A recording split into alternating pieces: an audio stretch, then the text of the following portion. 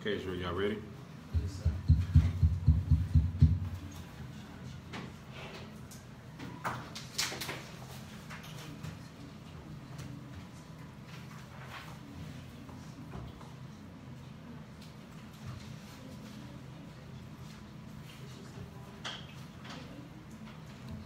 Can y'all please cut the conversation?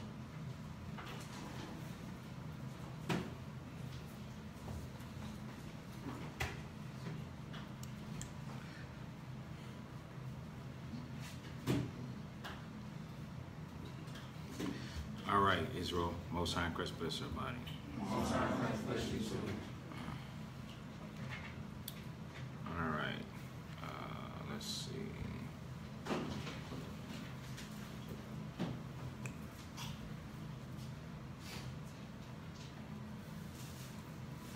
Let's open up in Deuteronomy chapter 32.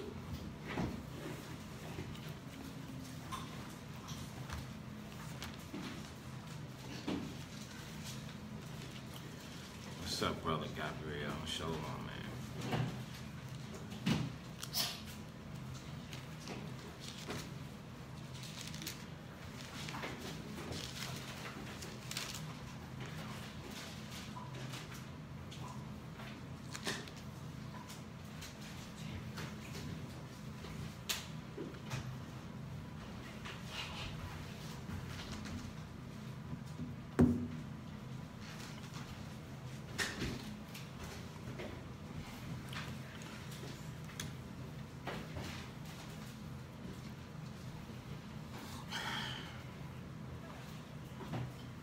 Conference code.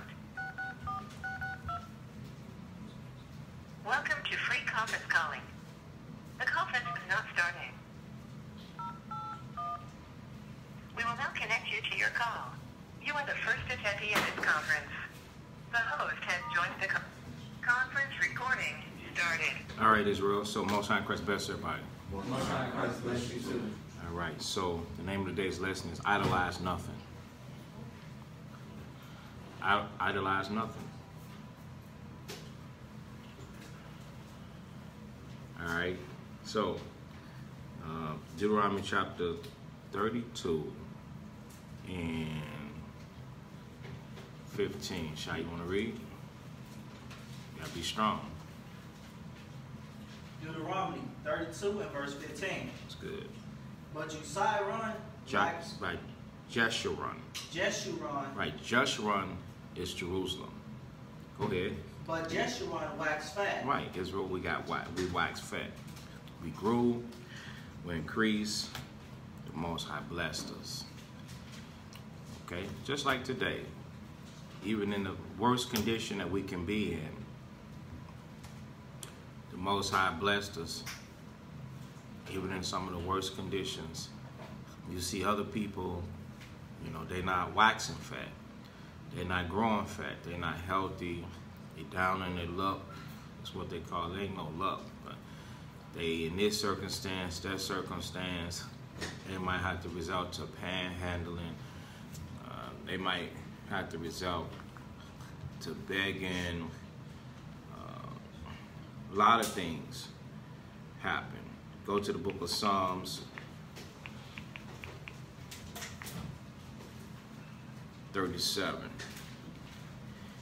and 25. Psalms 37 and verse 25. And then when the pages stop, that's when you know they're ready.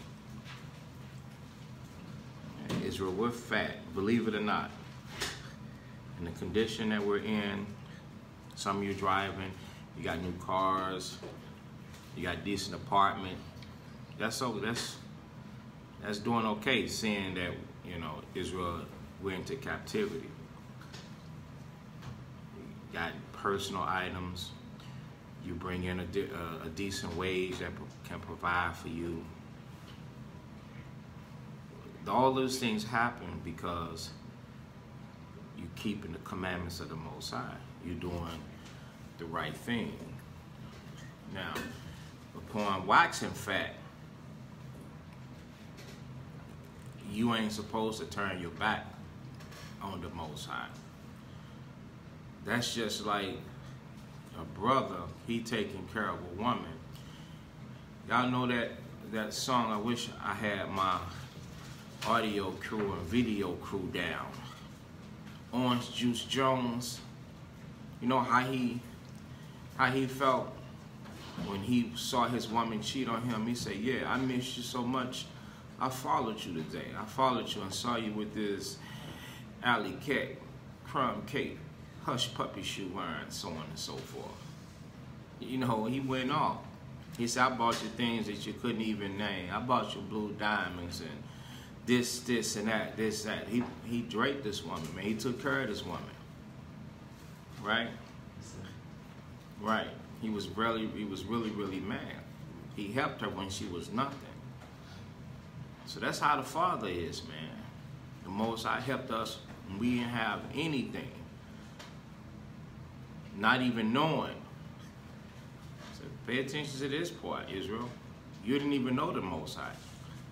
But the Most High was ushering you into a position to where you're going to be okay. So when this truth, when he do introduce you to this truth, now you don't have to start worrying about how I'm gonna eat. That's why I said, take no thought for tomorrow. Tomorrow shall take thought of itself. The evil thereof is sufficient.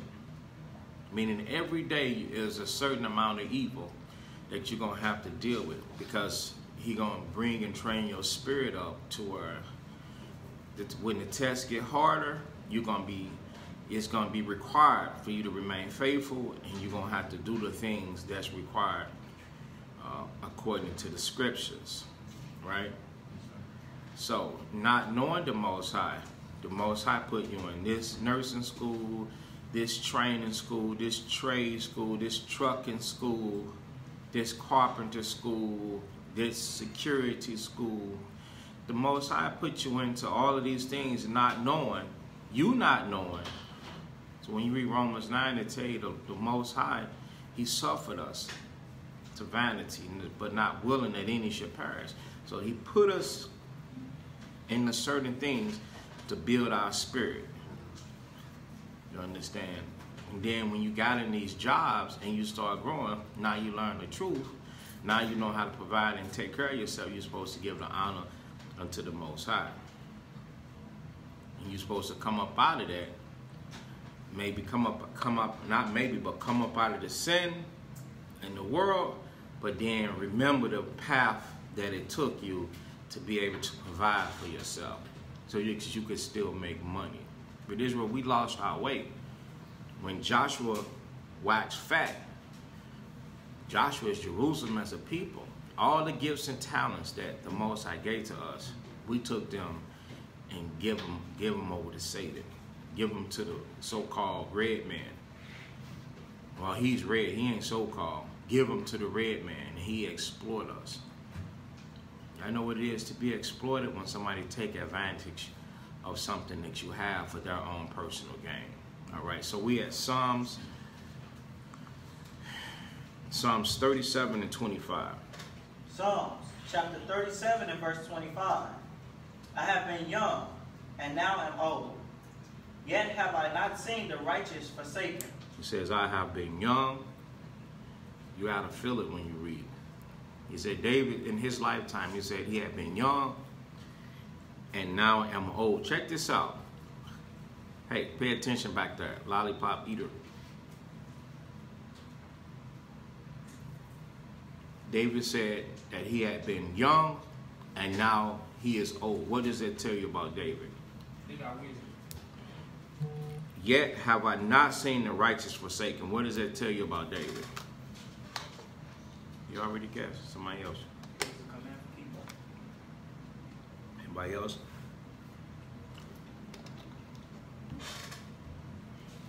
They learned the truth at a young age. He was in truth at a young age. And even with him having a young mind, he was able to see the difference between being forsaken of the Father and the blessing of the Father at a young age. She said, I've been young and now I am old, and yet have I seen the righteous forsaken. So if you righteous, then you supposed to take that upon yourself and say, hey, the Most High ain't gonna forsake me, but He will take me through things. He will take me through a character building course. He will take me through life course. He will take me through life adventures. Okay. It says, nor his seed. You see that part right there? Nor his seed begging bread. So in other words, the righteous, we got to put our foot down when it comes to our seeds.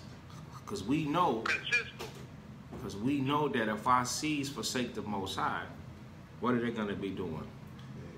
They're going to be begging. You're going to end up being a beggar.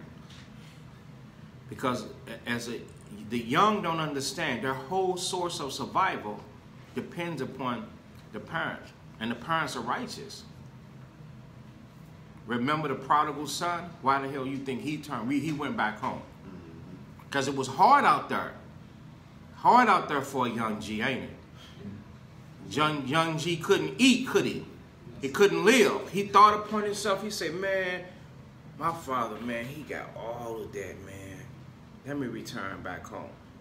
And his father opened his arms up to him, because that's what parents do. Say, you know what? I love you, young son, but now you got to repent.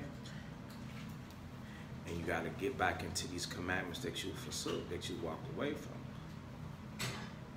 You don't understand how hard it is. You put certain things in front of the Most High. You put the world in front of the Most High. You're not supposed to put the world in front of the Most High. You're supposed to put nothing in front of the Most High, because it's deceit. It's deceiving you. It's a lust that you're going after. It's drawing and pulling your spirit away from what's right, so that you can participate in it. But you go out there, you swimming in shark water, man. Yeah, you swimming in shark water. So, but David said he haven't even seen his seed forsaken, especially if the seed is going to obey the voice of the parents, and then the seeds. That's why it's so important, Israelites, that you teach your children the commandments. Do we teach them some of them or all of them? We teach all of them. Let's take a sneak peek at the future in this class. Not the future, but we're going to get into it. Wisdom of Solomon. Hold this, because we're going to come. We need to come back to Deuteronomy 32. Wisdom of Solomon.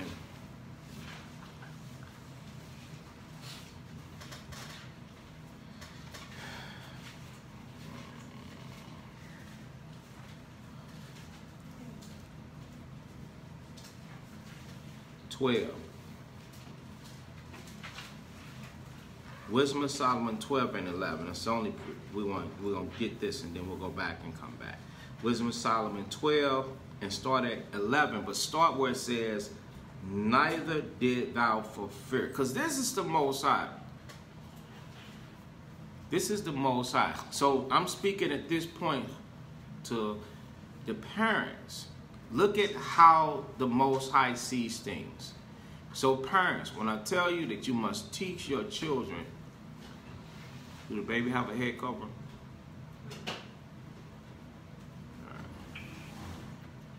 Right. Train them up in the way that they should go. They must have a head cover. You let her slide once, she'll be wanting to skate. Ooh, I ain't got to do that. You got to do that. You praying and prophesying, scriptures coming out. Match your shirt too. Look at the spirit. Right out.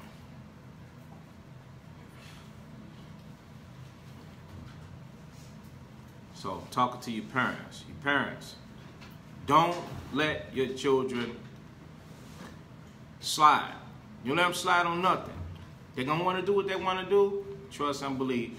The Most High make a hobo out of them. He'll turn them straight into a bum. They'll be a beggar. There'll be a dope fiend, drug addict, pistol, toting bandit, a murderer, a flat-out hoe, a junkie. They'll be everything that you don't expect them to be. They cute while they're in your hands because they mooching and nurturing and being nourished and coming up off of you.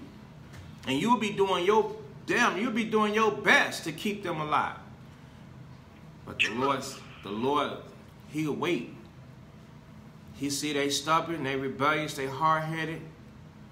As soon as the door slam and they out of your care, the well will dry up like it sits in the sun.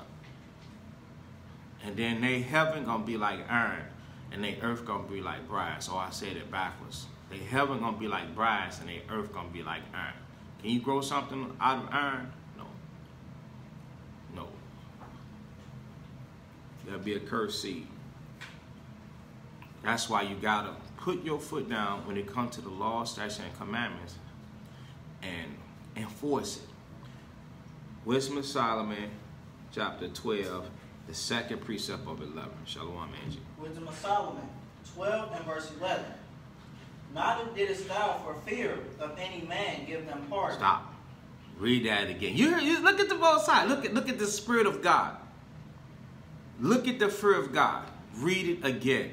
Wisdom of Solomon, 12 and verse 11. Neither didst thou for fear of any man give them pardon. Right, the Most High like, I'm not scared of what's going to happen, so I'm going to give you pardon. Neither should we, because if the Spirit of God is inside of us, should we allow somebody to sin, even a child, for fear of, oh, my relationship is going to be destroyed with my child, so I'm going to give them pardon. That's not the Bible. Die first over my dead body. I'm not pardon. Nope. Neither for fear of any man did thou give them pardon. Go ahead. For those things wherein they sin. For those things wherein they sin. So the Lord calls a sin, He calls it what? He calls it sin. He calls it sin. Stay on top of the children. Okay? So now, let's go back to Deuteronomy 32 and 15.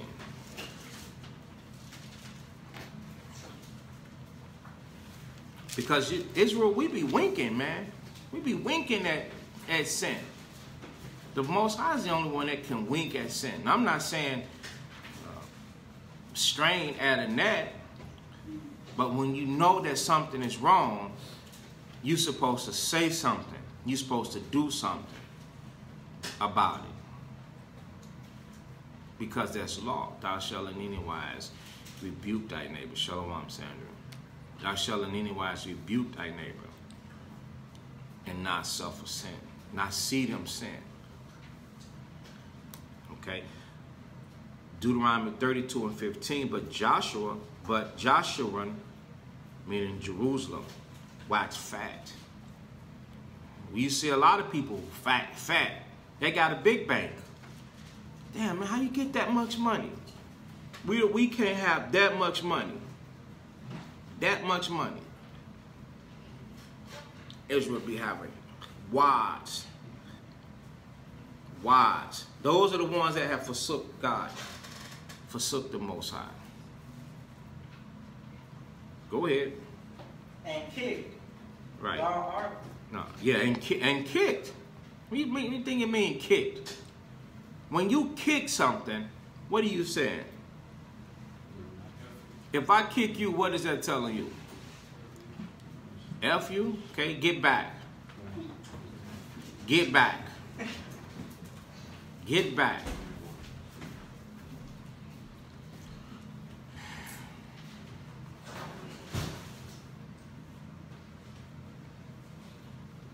Give us a moment, Israel. We're taking lunch break.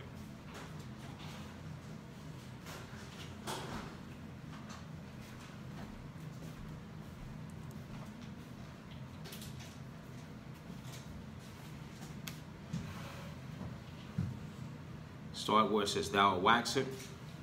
Thou art waxing fat. Right, thou art waxing fat. So the Most High knows how to look down upon people and see that you got it going on, huh? You got it going on? Go ahead. Thou art grown thick. Go ahead. Thou art covered with fatness. Thou art covered with fatness. Go ahead. Then he forsook God. Then he forsook God, the Most High. Go ahead. Which made him. So, in other words, what got to him? The world. Yeah. The world, man. Israel, you get into this world, the jobs. Oh, brother, I can't come to... Yeah. You know, I think about the brothers that help me in this ministry every day. And I pray for my brothers, and it's in my heart. I'm waiting for the Spirit to just double and triple and quadruple upon them to where I understand when Jethro in Exodus 18 told Moses that he'll wax, Heidi said, Heidi tell him, he'll wear away. Yeah. He'll wear away. Israel, those of you brothers and sisters that know this truth, it's only two things you can do. You can believe or not. It ain't no gray area. You can believe or you not. Sometimes you be stuck on stupid mode. So you got believing on this side, not believing on this side, and stupidity is in the middle. Ignorance.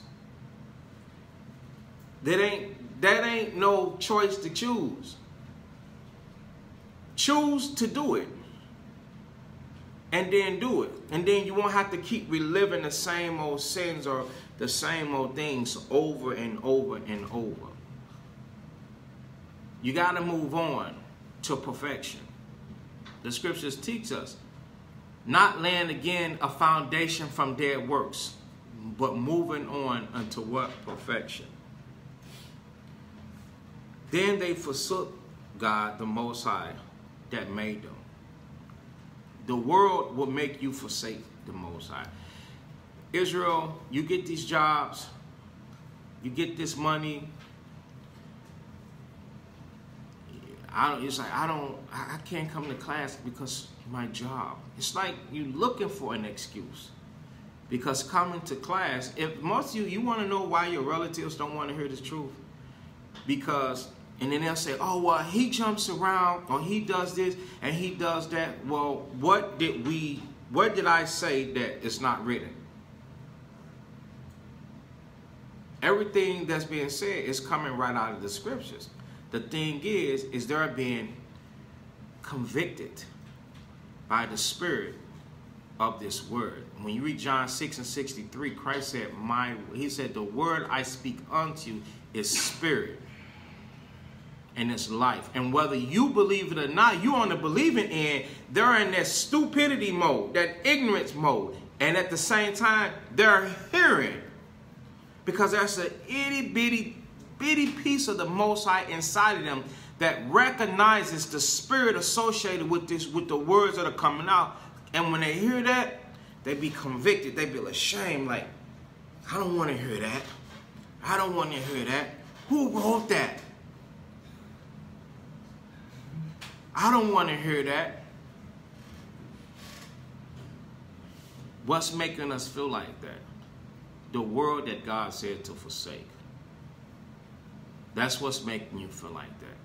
Because all the works thereof are going to be burned up. So if all the works thereof are going to be burned up, that means the things that we are participating in. I got to say something that I hate. It's a dead mission. You on a mission that's coming to an end. You understand that? Who wants to be on a mission that's coming to an end? A life that's coming to an end. You investing and the end of it is failure. The wages of it is death. Who wants to go down that street right there? Go down that avenue of life. How about next door neighbor? Right next door to me. Every morning I get up and let my dog out. This woman is in flowers, doing her yard work. She's buried today, right now. You here today and gone tomorrow, man. So everything that Israel that you participating in, if it's not according to the Most High in Christ, it's vain. It's worthless. You ain't investing in the right thing. If you don't get your, because we all in that line, you just don't know your number. When your name pop up, you ain't gonna be nowhere. You ain't gonna be around and say, here. It's just gonna be an incident, not an accident, because everything is on purpose. Somebody else gonna have to answer for you, identify you, and that is, yes, that's him. Yes, that's her. You ain't gonna be able to answer for yourself, not in the flesh. In the spirit, you ain't gonna have no choice, because you're gonna stand before that judgment seat. But in the flesh, everything gonna go on. Today I gazed her yard. I saw her flowers, the ones that she picked every day. I saw her grass, the grass that she neatly kept cut. I saw her front yard, how she watered it every evening. Nobody's gonna be doing that stuff. Guaranteed. This is the last summer. It's gonna wither away and be as if it had not been. When she spent her life doing what she wanted to do. And even then, my position and place in this truth is not to hope, wish, or desire destruction or condemnation. Actually, mercy. But we have an opportunity to obtain mercy right now, today, this evening, this moment. Stop idolizing things. Stop putting it before the Most High.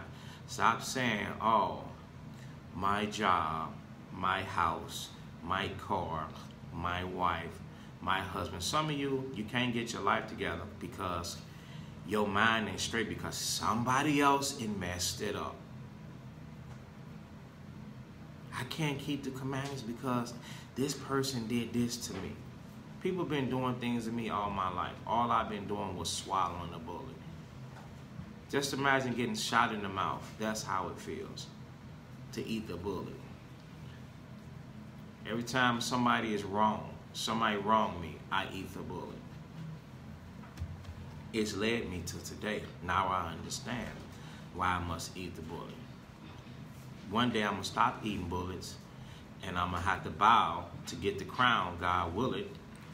And my enemies that have been shooting me in the mouth, they're going to get judged. They're going to get the judge for destroying another person that look like them. So Israel, you're going to have to eat the bullet. Stop making your success in the truth based upon somebody else. Then you're going to be able to thrive in this truth. And the fatness that you have, you're going to realize that it's of the Most High and it's only by the Most High. Because strength and might ain't give you this. The Most High gave this to you. The Most High gave you the house, the car, the money, the children, the clothes. Whatever it is you have, the Most High gave it to you. And not we ourselves. We just think. He even give you the might to go get it, the energy, the strength, the relentless spirit to keep coming and keep going. He give you that spirit right there to keep doing. Don't let that turn you out of the way. Always consider the Most High first. Because if you don't, it's idolatry. Israel, Jerusalem kicked. Don't kick. That's what the Most High said, man. He kicked. Back at Deuteronomy chapter 32 and 15.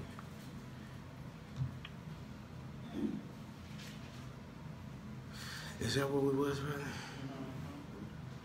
Thou art waxing fat. Thou art grown thick. And that's being covered with protection. Some of you have investments. You have money, you have savings. That's the growing thick. That's what that represents. Thou art covered with fatness. Then, what happened? Read it. What did he do?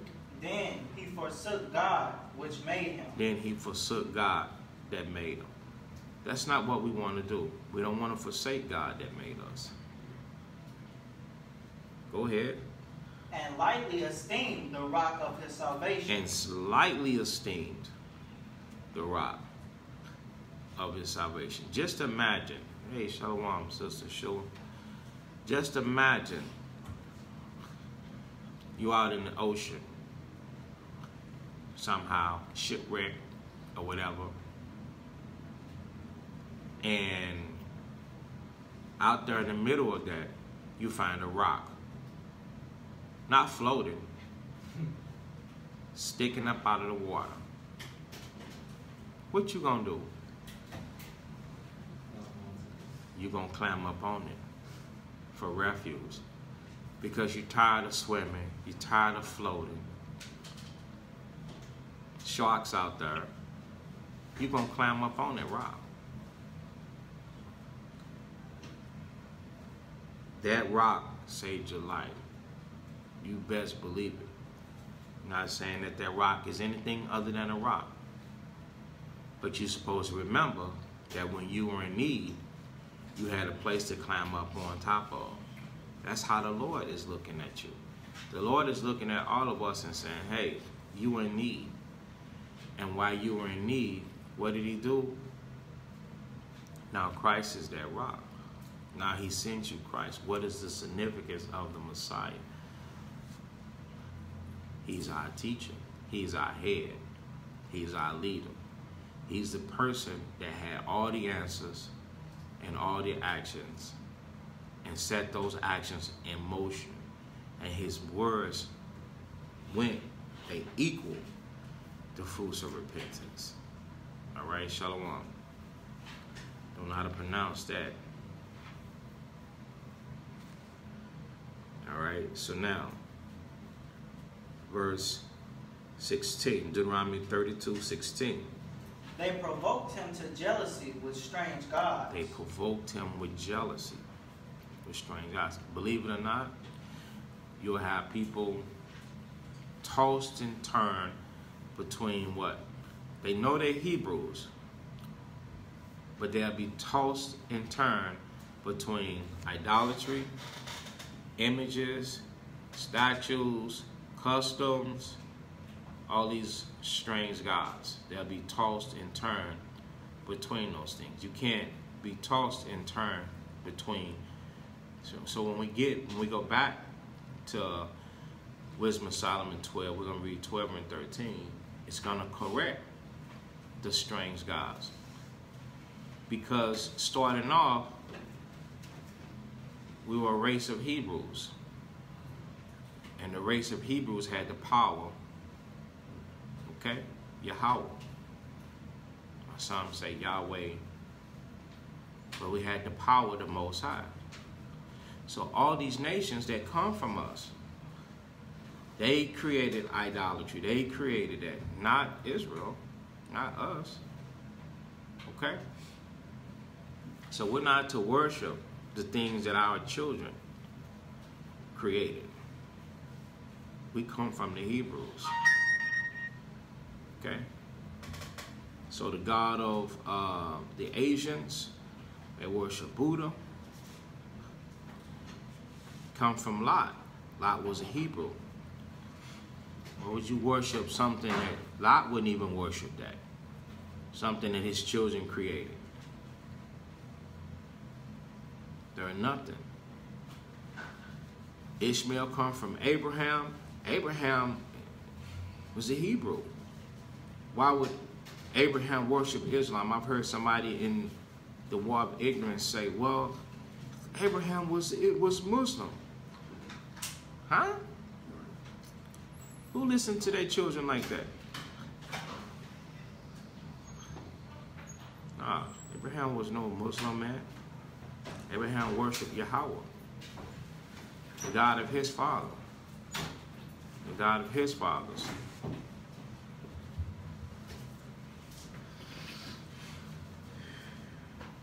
So, with Deuteronomy 32 and 16, they provoked him to jealousy with strange gods. Go ahead. With abominations provoked they him to anger. With abominations. So now this is not only the false gods, with all manner of abominations. This way you can bring in the other things at with abominations. So when you read in the law and it says this is an abomination unto the Most High, you provoke the Most High, whether it's the way that you dress, or whether it's the way that you eat, or whether it's the custom that you keep. We understand that? It's the things that you do, everything. Your lifestyle, your sexual preference. Right? Because Israel, you could just leave the natural use of a man, if you're a woman, leave the natural use of a man and become abominable, and then provoke the Most High to anger. You could lose the natural use of a woman if you're a man. Y'all seen that? I think it's a little commercial or skit or something that goes down the timeline about transgenders. It's the man that he transgendered himself into a woman, and the woman transgendered herself into a man. It was the outer appearance, I guess. You understand? And I think they were friends since they were young. They end up having a baby. That's an abomination, that thing there. Yeah, it's on Facebook, going around up and down the timeline to where transgenders. You got a male and a female. Okay? The female, she's a female, but now she looks like a man. She had a baby for them, and probably with each other. And the male, he didn't want to be male, he wanted to be female. So now he goes up, now, you know, he presents himself feminine.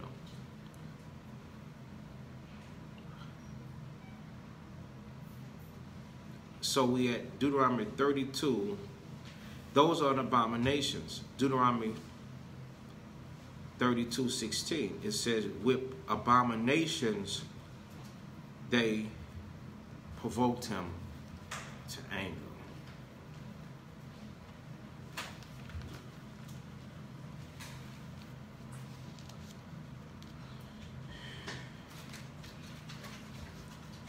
Let's go to get to law in Leviticus chapter 20 and verse 13.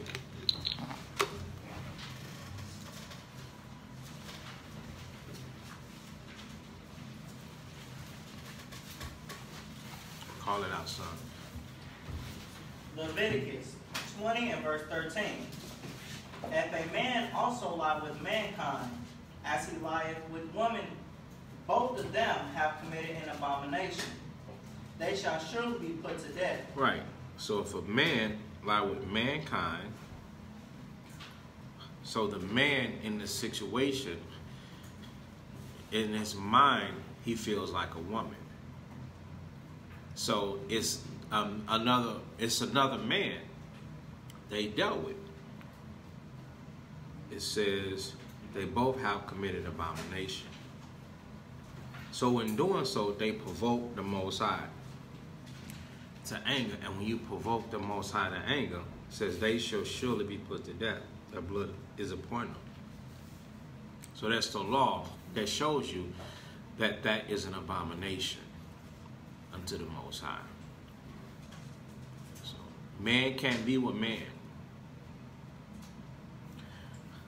Okay? You put that above the Most High, that is idolatry. Anytime you want something above the Most High, and it's also covetous, that is an abomination unto the Most High. Okay, let's get Romans 1.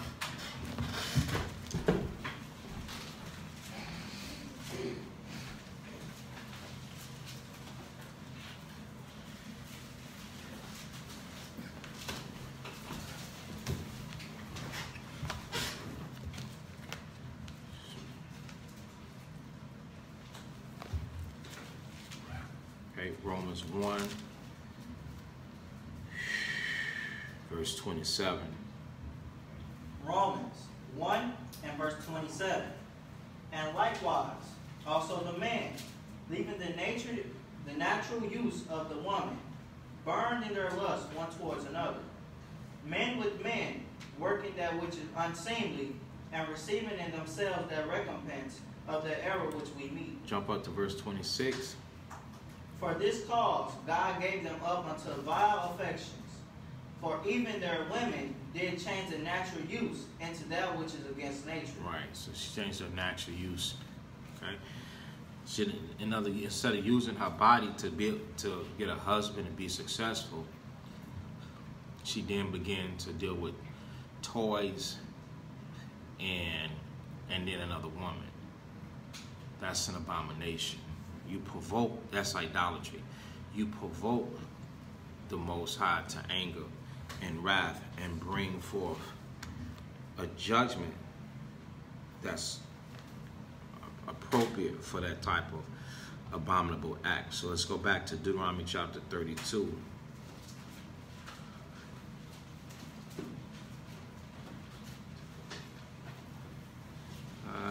Let's see. Deuteronomy 32 and 17. Deuteronomy 32 and verse 17. Yeah, hold on. Give him a moment to get it. Deuteronomy 32 and 17. Go ahead. They sacrificed unto devils. They sacrifice unto devils. What's another word for devil?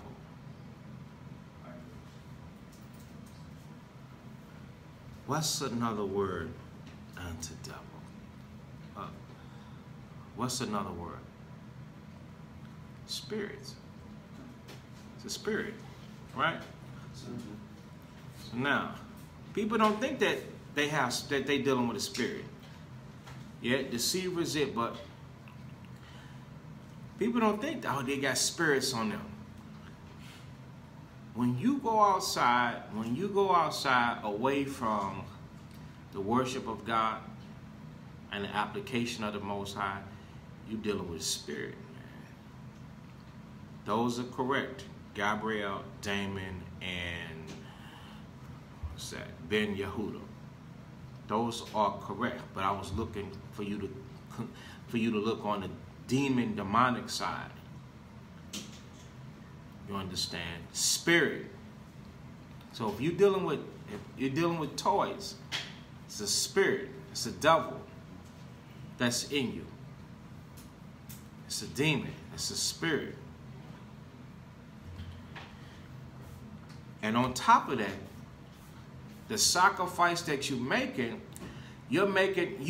sacrificing yourself for a demon. You're sacrificing yourself for a spirit, not for the Most High. Like, remember, the scriptures teach us in Romans, the 12th chapter, to be a living sacrifice. So while we are alive, we're sacrificing, we're destroying our ways for the Most High. Well, you're destroying the Most High.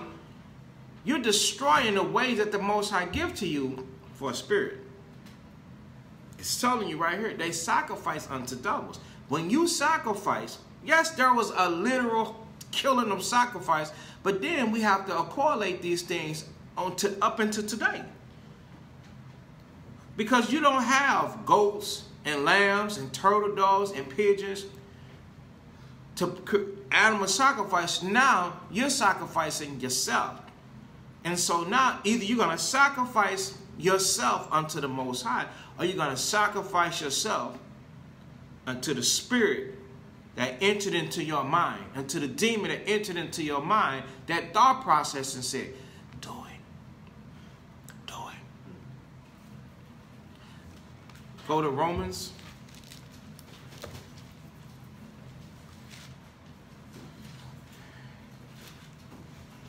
Romans 6 and 16.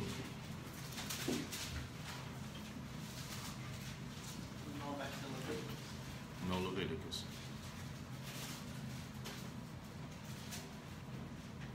Romans 6 and verse 16. Read it slow.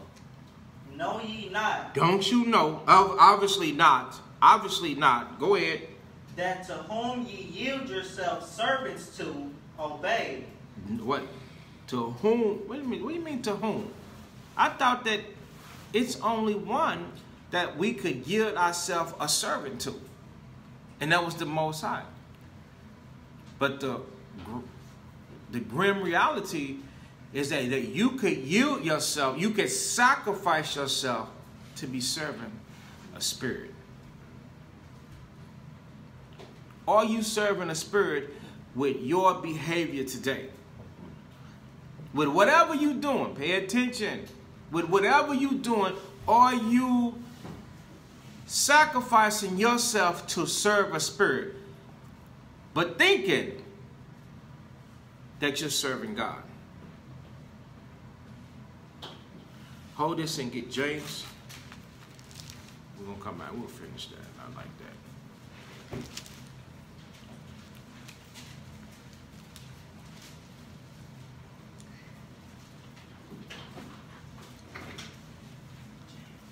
James, is it 4 be doers? 1.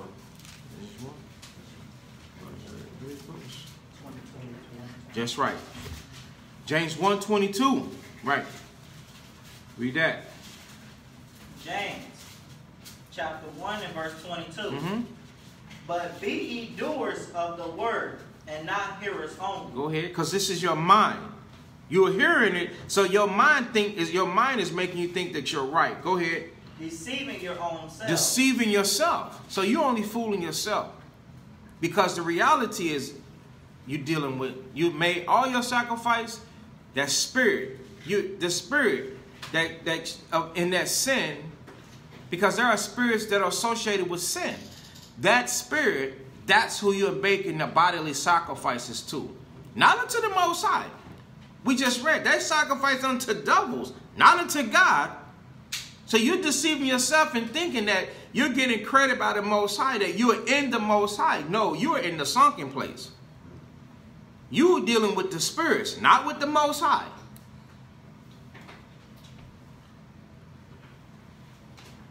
Read it one more time. James chapter 1 and verse 22. Right. But be ye doers of the word, and not hearers only, deceiving your own selves. Deceiving your own selves. So you're fooling yourself, because you're not fooling the Most High, and you're not fooling who else? I said that. You're not fooling the Most High. You're deceiving yourself, but who else are you not fooling? What you say? Angels on the earth, right? You're not fooling anybody else. You're not fooling anybody else, because guess what? They see your sin. They see your behavior. They see your countenance. They see how you walk. They see how you talk. They see your response. They see your choices. And they see that you have given place to the spirit that's talking to you, that's telling you what to do. The word is speaking unto you. The word is trying to give you life. But you refuse to hearken. So they say, wow, you're not being in subjection unto the word of the Most High. You're being in subjection to the spirits that's talking to you. That's idolatry. Lose that. Where's we at? Romans 6. Thank you. Romans 6 and 16. So when it says, know ye not, a lot of people don't know, do they? They haven't even, the Lord said, my people don't even consider. They don't even consider. Know ye not? Nope, they don't know. And that's why a lot of you continue to do the things that you do because you don't know. But are you listening? The Spirit is bringing it out. You say, oh, that's just that, brother Sham Shawan. I will ask you again, am I talking without the book? It's open, line upon line, precept upon precept.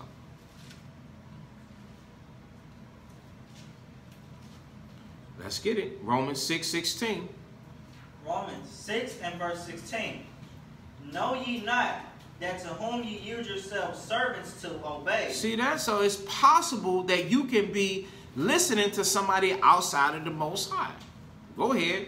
His servants. His servants. Uh-oh. So the Lord just say, hey, you ain't serving me. Why is God the Most High Yahweh by Shema Mashiach Yahushai? The Most High, the name of Yahushua, whom the world calls Christ. Why is the Most High saying this? He's trying to let each and every last one of us know that it's a possibility that you're not serving. And there's many of us that don't want to hear that. You got to face the reality of the thing to say, man, am I really doing the wrong thing? And if you are doing the wrong thing, you're going to have to stop so that you don't feel convicted. Because nobody wants to be doing this like, I'm not serving the Most High. I'm not getting credit. Everybody wants credit for what they do. And if you want credit for what you do, keep the commandments. You got to strive lawfully. 2 Timothy.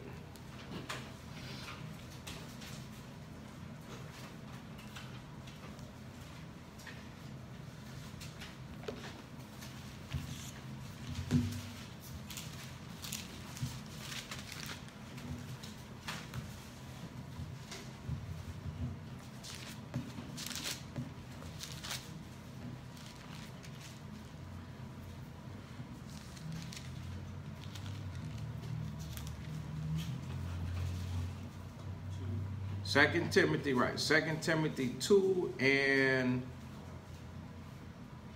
1 Timothy. Tripping.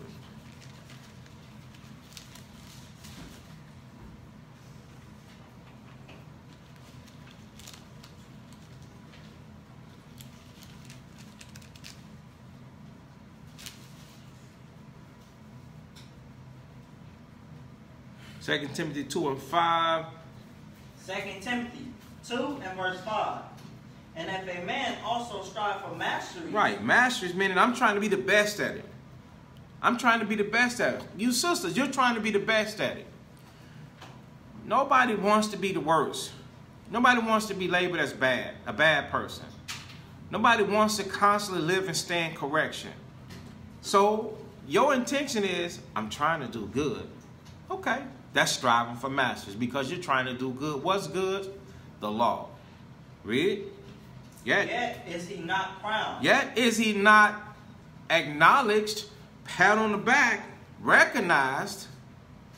Go ahead. Except he strive lawfully. Except he strive how, congregation? Lawfully. Lawfully. Lawfully. So you got to do what's just and what's right. You got to strive lawfully. Read the next one. Verse 6. The husbandman that laboreth must be first partakers of the fruit. Right, that's like a farmer. The person, if you're planting, you got to be a first, you got to partake of the fruit. You got to eat of it. Even the things that you plant into your mind. Even the things that you plant into your mind. You got to eat that, man. Or it's just going to make you a hypocrite. The stuff that you know to do right, you got to eat that. You can't just know it and then be willing to tell somebody else to do it, but you're not willing to do it. You got to first, before you open your mouth, you got to say, I'm doing it. And the thing is we got to start doing it often, to the point to where we're doing it all the time, to the point to where we're living it. Go ahead. Verse 7. Consider what I say. Right, consider what I say. Are you listening? Consider what I say. That means ponder. Think about what's being said. So when you're going to consider, what are you going to consider? That's a question. When you're going to consider, what are you going to consider? You're going to consider yourself. You're going to consider yourself. You're going to weigh yourself up against these precepts. Consider what I say. Go ahead. And the Lord give thee understanding in all things. What does that mean? And the Lord give thee understanding in all things. All the things that you considered, He's going to help you to understand the things that are right and the things that are wrong. Let's say, for instance, you don't do everything that's wrong. I'm not completely wrong. But the things that you are wrong in, you want the Most High to show you the things that you are wrong in so that you can fix those things. Because you took time to do what? Consider. But if you don't consider, like, I don't want to hear it, no, I ain't doing this wrong, your sin gonna remain. You're gonna stay in sin because you did not take the time out to do what? Consider. Let's lose 2 Timothy. Back to Romans 6. Romans 6:16. There's no way we should not have success. We're working on it. We're working on it. Everybody should be passing. If this was a class, we should all pass. If this was a written class, we should all pass. You get any answers. Now all you got to do is remember to apply them, because whose salvation are we working out? Our own. If you're working out your own, all you got to do is take care of you. Take care of you. Get into a situation, let me take care of me. I'm in a conversation, let me take care of me. I'm finna sin, let me take care of me. I'm in the midst of sinning, let me take care of me. The Most High got the rest. You're on a plane. The plane is taking... You're on a plane. The plane is taking a nosedive. What do? Do you take the seatbelt off or leave it on? You leave it on. I'm going to take care of me. Why? Because the Most High is able to do what? Make your part of the plane...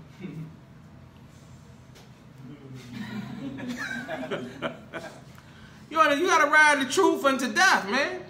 Nestle on down. You're like, damn, I'm alive. I can't believe that. I'm about to die for disbelief. Oh, you just scared the heck out of me. This doggone pilot, he crashed the plane. You worried about the pilot and crashed the plane instead of giving all praises to the Most High. That your part came down. But then you gotta start examining, why was I on a plane that crashed?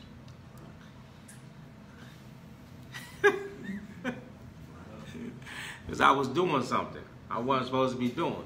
Headed somewhere. I wasn't supposed to be headed, but the Most High, instead of destroying me, the Most High gonna turn me around, give me a spanking, and put me back on the right track. All right? So. Hey, I got a question real quick. All right, what's up? Because I'm hearing what you're saying of the scriptures. Now, for those brothers and sisters that, that do believe, they strong believers, and they in the classes, they doing all they could do on their part, but they not in the field. You know what I'm saying? They not with the rest of the congregation in the field. You know what I'm saying? What about those brothers that and sisters that's not able to labor? Not saying they handicapped to labor, but just not in the position to go out with the brothers into the field to labor. You get what I'm saying? Like, what about them? Like, is they faith or is they credit not accounted to them? Okay, so that's a good question. Does everybody understand what he said?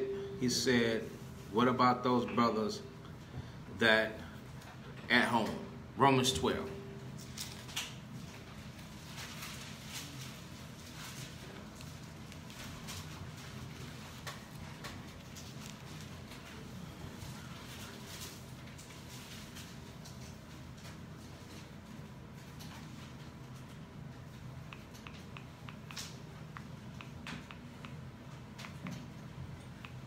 Okay, Romans chapter 12, and, excuse me,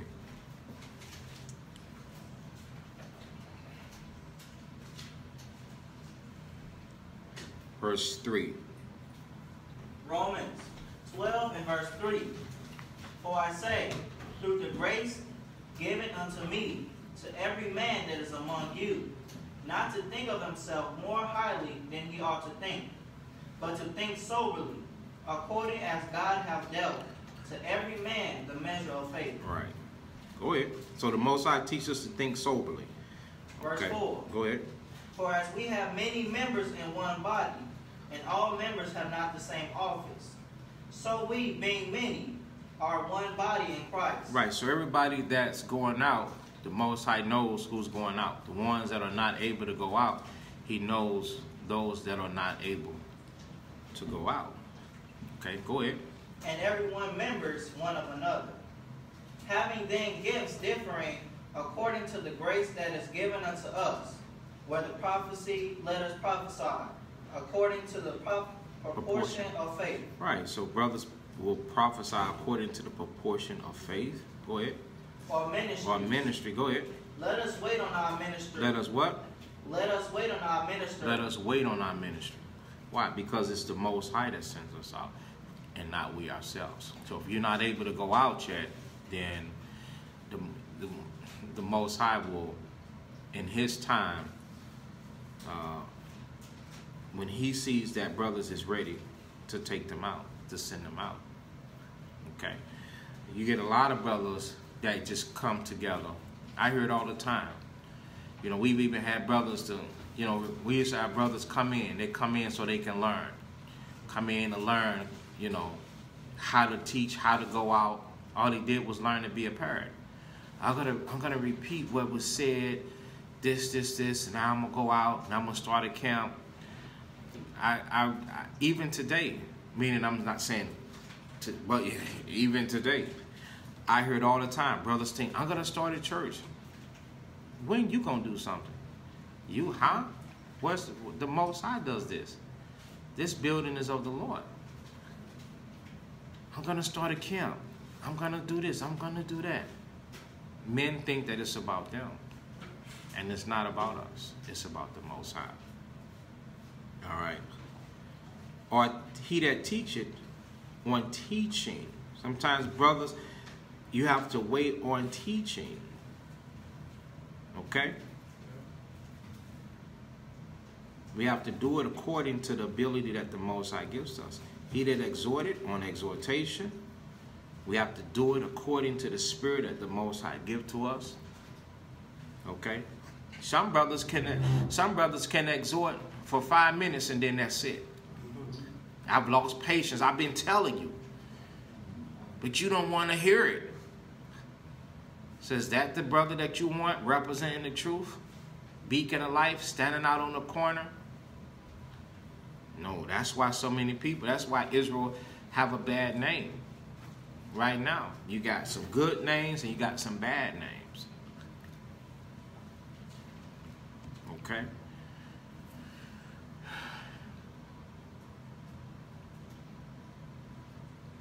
What can sisters do? Sisters can keep the commandments, learn, subdue your own understanding. And once you subdue your understanding, then it still takes time. Y'all, it takes time to grow in this truth. This ain't an overnight success, you know. 1 year wonder, you know.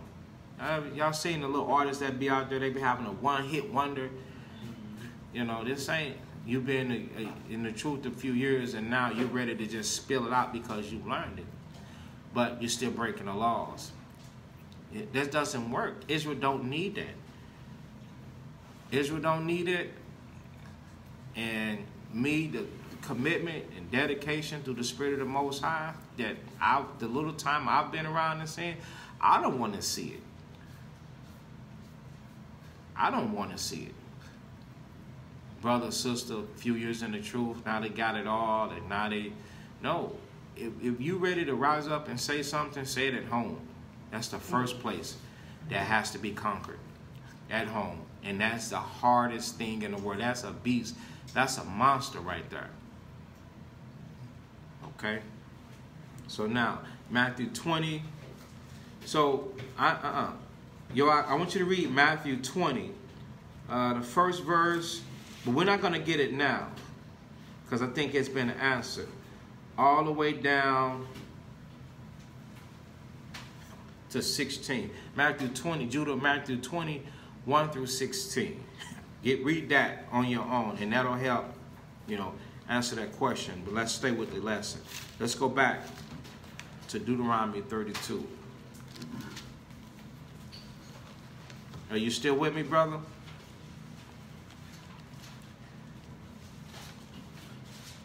Judah, we lost him. No, I'm here about my bad. All right. So the answer is, brothers will have to wait until the Most High raise them up from their place. That's in a nutshell. Do you still receive the blessings? Of course. Yeah, of course you still receive the blessings. Still receive the blessings. Okay? Romans 6, and then we finish this. Romans 6:16, know ye not that to whom ye yield yourselves servants to obey, his servants ye are, to whom ye obey, whether of sin unto death, Satan unto death,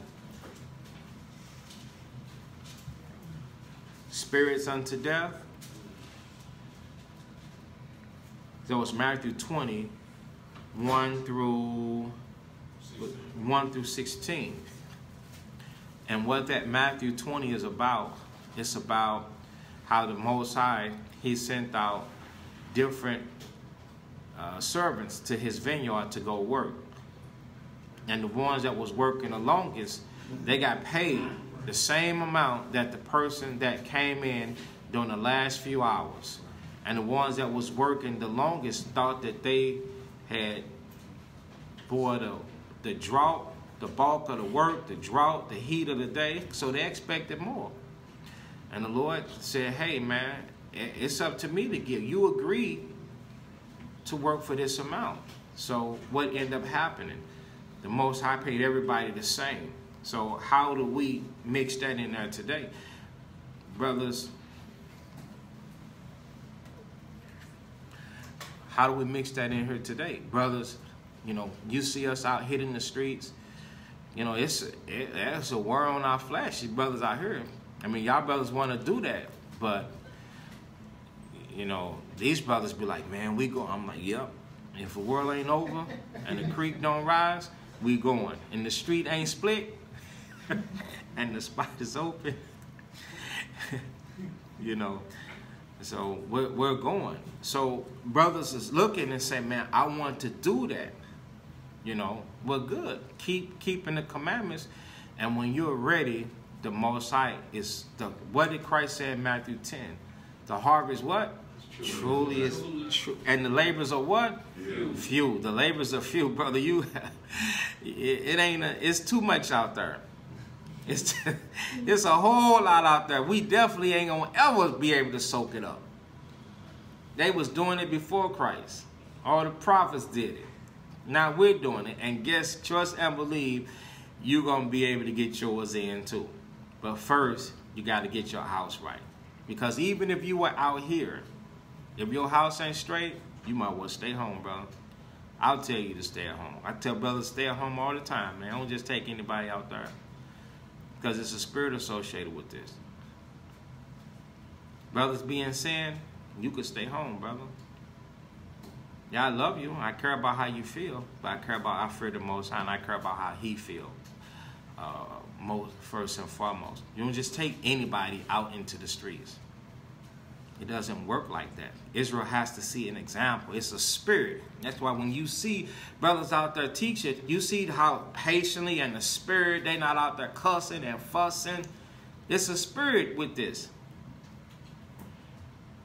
Not just anybody. Oh, I got a shirt. I'm going into camp. No, you're not. You could do that someplace else. But not here. Because we're trying the best that we can to do the things that we're doing. And I'm not saying, well, this brother is qualified or this brother is not unqualified. I'm just saying that it takes time. And that it's based upon what you put in it. So you brothers put the work in. Even the sisters. And sisters, The Most High could raise you up, and then now your life could be an example to other sisters. But your life being an example to the point to where you ready to help out in Israel is going to be based upon your experience, not based upon how much you can remember. Okay? It's not based upon that. You have something? Yeah. All right. Ecclesiastes 9. Ecclesiastes 9? Ecclesiastes 9.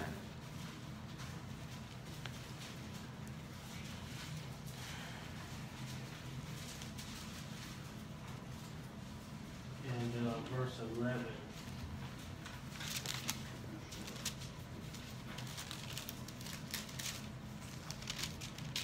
And it's kind of to help go with what you're saying about it takes time. So Ecclesiastes 9 and 11. It says, I returned and saw under the sun that the race is not to the swift, nor the battle to the strong. So it does take time.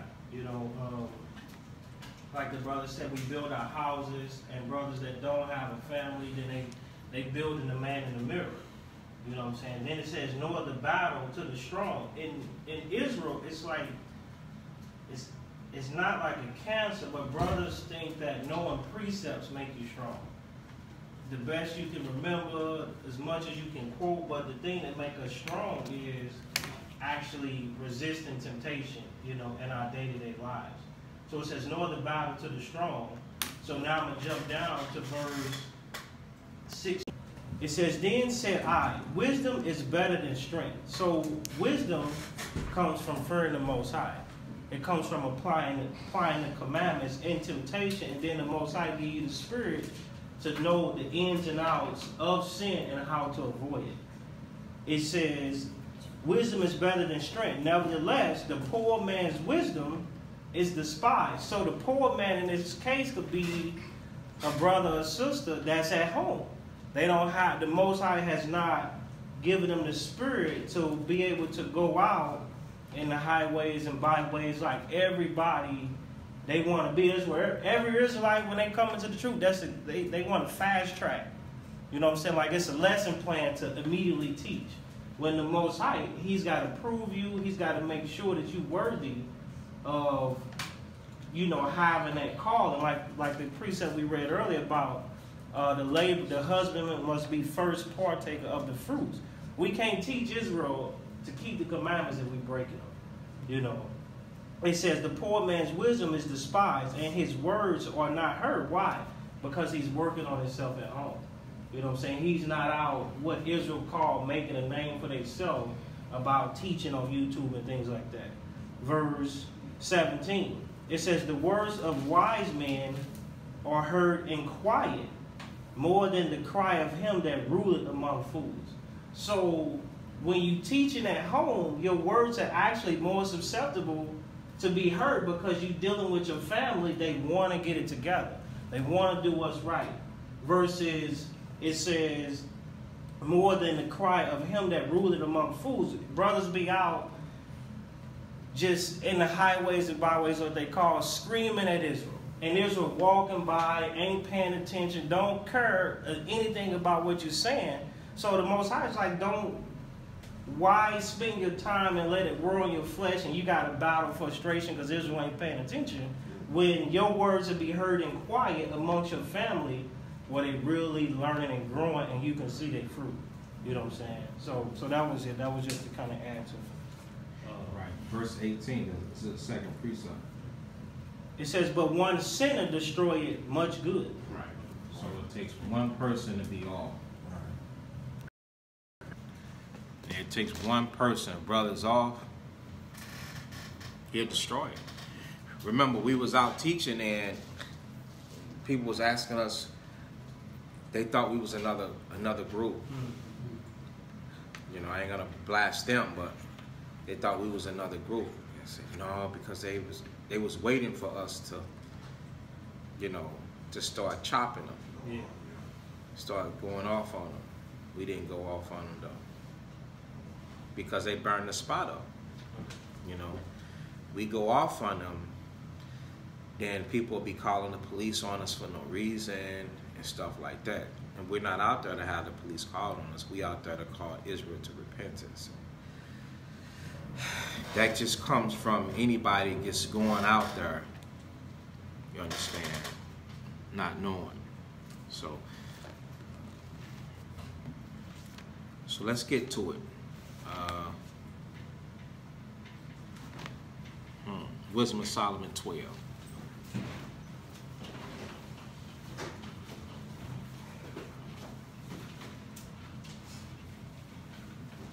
And we'll have to part to it. We'll get a little bit of this though. Wisdom of Solomon 12 and 1. Wisdom of Solomon 12 and verse 1. For thy incorruptible spirit is in all things. Therefore, chasten it thou them by little and little that offend. Right. So when we go off, the Most High chasten us little by little, because His Spirit is inside of you. He's trying to tell you what to do. Go ahead. And warnest them by putting them in remembrance wherein they have offended. Right. So in other words, in your thought process, those things that you do wrong, when those things come to mind, those are the things the Most High is saying, that's what I don't want you to do. And so you have to associate that with your downfall. Everybody understand how to read it between the lines, how to read the signs, how to deal with the Most High? It tells you that His incorruptible spirit is in you. It tells you that He chastens you little by little because you are offensive to Him. And He tells you that He warned you by putting in remembrance wherein you have offended. And so the things that you have done wrong, when they start coming to mind, you ought to associate those things with the whooping, with the lack of success. They go hand in hand. You have to start eliminating your transgressions and your sins. Okay? Go ahead. That leaving their wickedness, they may believe on thee, O Lord. That's right, that leaving their wickedness. So you got to leave off from those sinful acts. Okay? Verse 3. For it was thy will to destroy it by the hands of our fathers, both those old inhabitants of thy holy land. Because Israel have a major problem with those that oppress us. No matter what we do, we still hold and discuss the other nations and have an issue and problem with them. So he's saying that those people are not really a problem. Our sins are the problem, and our sins hold us back. For it was thy will to destroy by the hands of our fathers both those old inhabitants of thy holy land. Go ahead. Whom thou hatest. Right, whom thou hatest. The Most High hatest those nations. Go ahead. For doing most odious works of witchcrafts and wicked sacrifices. So inside of the land, listen to it. Inside of the land, the nations, inside the land of Canaan, those nations, those Hamite nations, they were doing all different type of wickedness. Why today are Israelites trying to practice the same things? When you read into our Levitical law that the Most High said, don't do this, don't do that, you're doing the same thing. So if we're doing those things, how is the Most High going to feel about us? He's also going to hurt us. Verse 5.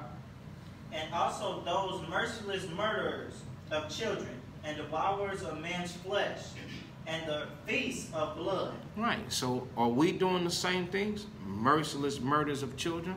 Yes, we turned into murderers. Hatred is murder. Verse 6.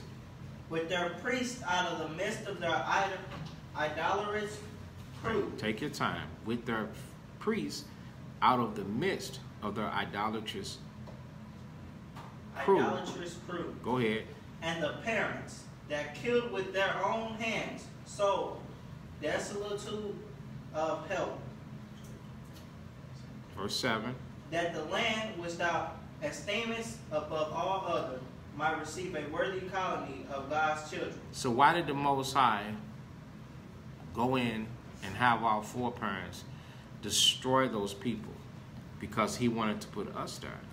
That the land which thou esteemest above all others. So the Most High esteemed the land of Israel above all other lands.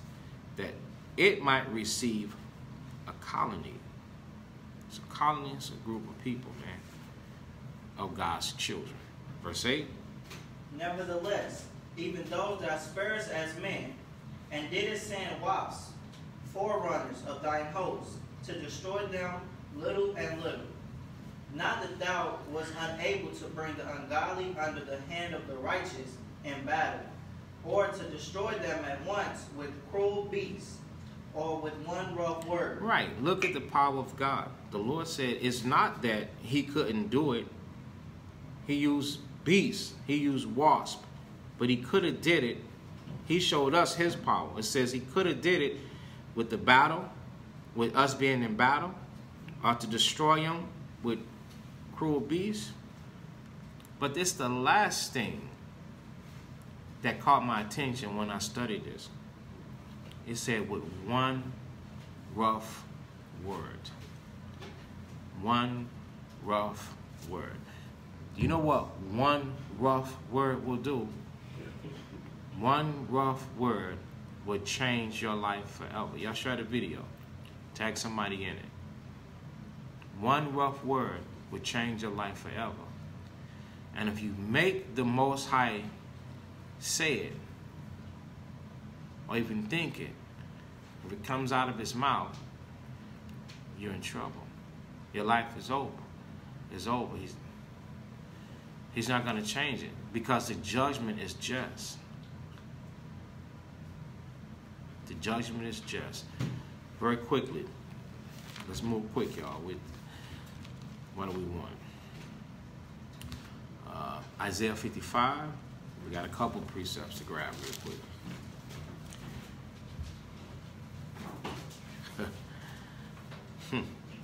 Isaiah 55 and 8. I'll read it and give it back to you. It says, for my thoughts are not your thoughts. Because the Most High has the ability to do what?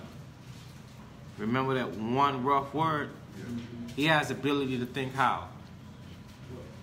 Rough. Right, rough. That's something that you don't want. Neither my ways, your ways. Because the Most High wants our ways to be right.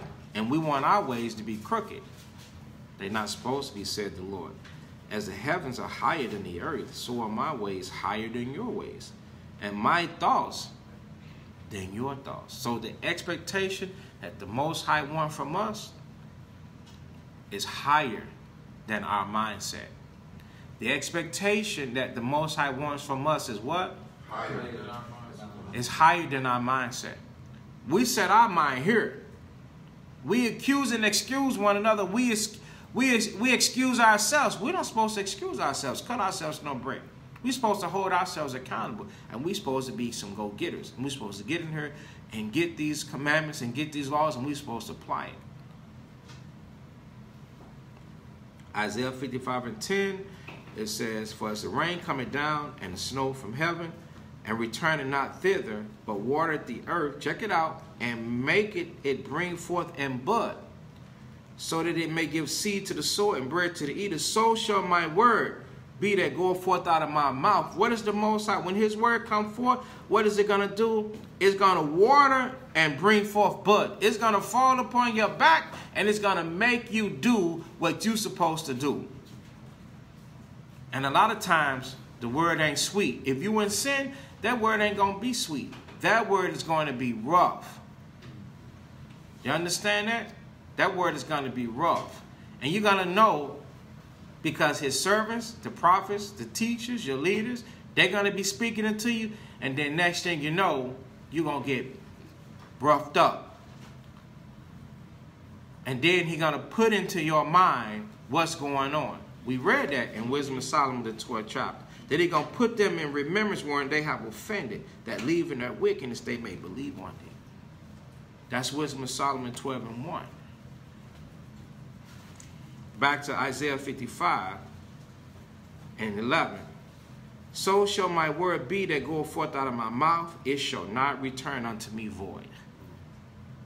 Like us, we might say something and it don't happen. Oh, I'm so tired of you. or correct you, and nothing comes what? Not God, not the Most High. Once he said down upon you, it's a wrap. It's going to change your life. So our objective is to teach you to make the choice and decision, the right choice and decision, that's going to avoid this one rough word that's going to come from the Lord. But it should accomplish that which I please. What is the pleasure of the Lord? For you to turn from sin. So whatever the Most High pronounce upon you, it shall prosper in the thing wherein I sent it. It's going to come forth and it's going to bud. And if it's going to break, if it's going to be over your back, then it's going to be on your back, man. And you ain't going to be able to shake it. That's something that you got to fathom, man. You got to realize that I don't want this to happen. I'm trying to avoid this. Don't just walk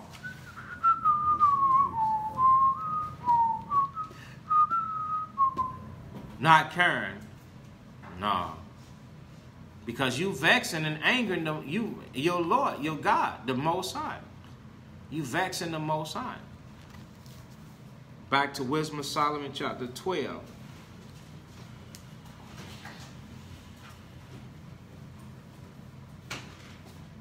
And 10. By executing thy judgments upon them little and little thou gavest them place of repentance, not being ignorant that they were a naughty generation, and that their malice was bred in them, and that their cogitation would never be changed. This was the nation that occupied our land in its original content. The problem is we have taken upon their mind, the mind of sin, the sin of the world. For it was a cursed seed from the beginning. That's talking about Ham. Neither didst thou for fear of any man give them pardon for those things wherein they sinned. So the Most High was not afraid of anybody. He didn't pardon, he destroyed them. For who shall say, what hast thou done? Or who shall withstand thy judgment? Read that again for me, Ak. Who Verse shall 12. Yeah. For who shall say, what hast thou done? What hast thou done? Who's going to say that to the Most High? Nobody can say that unto the Most High. This is after the Most High has brought forth a judgment that can fall upon somebody and destroy him. What hast thou done? You can't question God. Go ahead. Or who shall withstand thy judgment? Or who can withstand thy judgment? A lot of you people try to man up on the Most High. You can't man up on the Most High. Go ahead. Or who shall accuse thee for the nations that perish? Right. Who going to accuse the Most High for the nations that perish? The Most High is going, he has, and he shall again bring forth the judgment upon these nations and bring forth a fall and an overthrow, a perish unto them. Go ahead. Whom thou hast made. Right. He made. Go ahead. Or who shall come to stand against thee to be revenged for the unrighteous man? For neither is there any God but thou, that carest for all, to whom thou mightest shew that thy judgment is not unright. Right, so the judgment is not unright. So when the Most High brought forth judgment upon these nations, the judgment was not unright. The judgment was right. So now the thing is, we're not supposed to do these things that the nations did, or we'll perish too.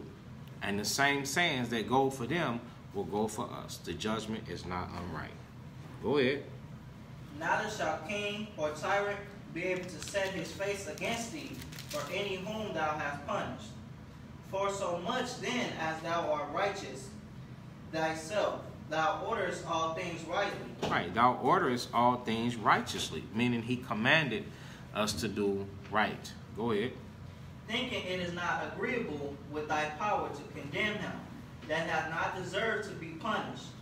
For thy power is the beginning of righteousness. Right, you're a little bit too fast. Verse 15. Thinking it not agreeable with thy power to condemn him that have not deserved to be punished. Go ahead. For thy power is the beginning of righteousness.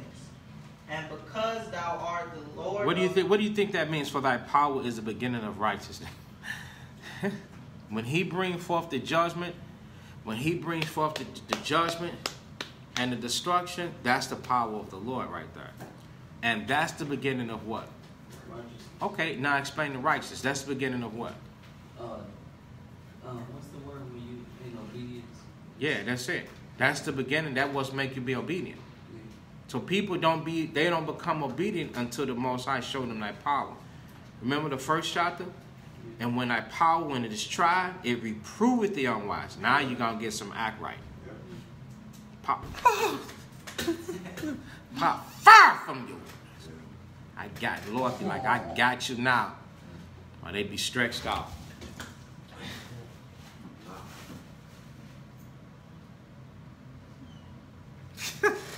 Once he stretch them out, humble, the Lord be like, yeah, go on, eat that humble pie up. Eat it up. Who's the Most High? You the Most High God, and I love you, and I'm so sorry. I was a wicked demon. The devil made me do it. I shouldn't have been over Keisha and Daggy and Poo-Poo in them house, and I shouldn't have been smoking them drugs, and now I'm all bugged out. Lord, please, please, please, please, please, please, please, Lord, please, give me, Lord, please, help me get back on my feet. I just want to be normal. Humbled.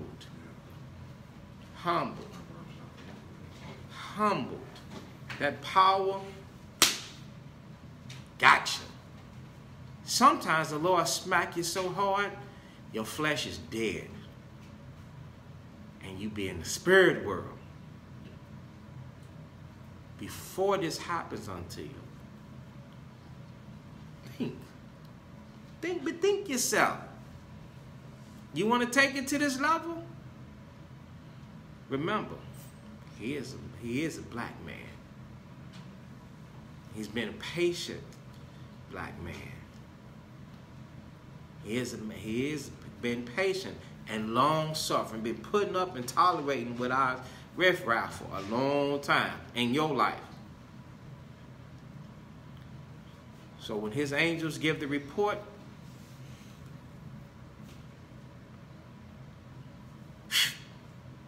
you take that, remember that little bitty breath? All you gotta do is suck it back, and you gone. We'll be on the outside. Hold on. Just hold. Ain't no holding on. The Lord ain't spoke. He ain't spoke. Okay? Wisdom of Solomon 13. For thy power is the beginning of righteousness. Because thou art the Lord of all. That's right. It maketh thee to be gracious unto all. Okay, that's firm to everybody else. Because we be wanting the Most High. I wish you would get them. God, parents be like, I'm going to put it in, I'm going to put you in the Lord's hand. That's how they be like. I asked my son, I said, do you think the Bible is an old folk tale? I mean, no, it's just something that old folk be dealing with. Is it for young folks too? He said, no. I said, okay, I'm just checking them. For when men will not believe that thou art of full power, and show us thy strength, and amongst them that know it, thou makest their boldness manifest. Read it for me, 17. Verse 17. For when men will not believe that thou art of full power, thou showest thy strength. Right, you showed it. He showed. When you think, let me see, let me make sure. You don't believe that the Most High is going to get you. Or you think it's an old folk tale. Oh, we're just religious. We're just superstitious. Oh, you're just talking the talk. What did the Lord say? Thou showest thy strength. Oh, it ain't going to happen. Ain't nothing going to happen. We're sitting here warning you. I tell you all the time that you have to live and teach from what type of vantage? A vantage is a point. A vantage is a point that you see from. I'm giving you the answer. Okay, I don't know what you said, but I know it was wrong. What'd you say? No. Experience. How could you not take the word of his teachers that are speaking from experience? We're sitting here telling you. Let me read that part again. I wish I knew 10,000 different languages so I can make sure I hit all of it. But stupidity, I don't speak. For when men will not believe that thou art of full power, thou showest thy strength. We're sitting here telling you the Most High showed his strength on us. We're speaking from experience. You don't want to believe? He didn't have to kill us to get us to turn around, but he sure had to check. He definitely had to check us. And that's what I'm saying. If you ain't got no experience, what you got to say? You ain't got no application, who you gonna talk to? People can read the Bible for themselves and get the same common sense that you got. People need leaders that have experience, that has weathered and enduring and fighting this war and trying to survive, man, and that are surviving, and that has been obedient unto these laws, statutes, and commandments. So when we're talking to you, we're trying to tell you, don't tempt or try the Most High or provoke them with your ways, because you're going to be next. Oh, we're not so selfish. No, we're in jail. We're in jail, so we want you to go to jail too. We're going to snitch on you so you can come to jail. We're in the truth. We got beat up, so we're not going to correct you so that you don't get beat up by the Most High. We're trying to tell you not to get beat up by the Most High.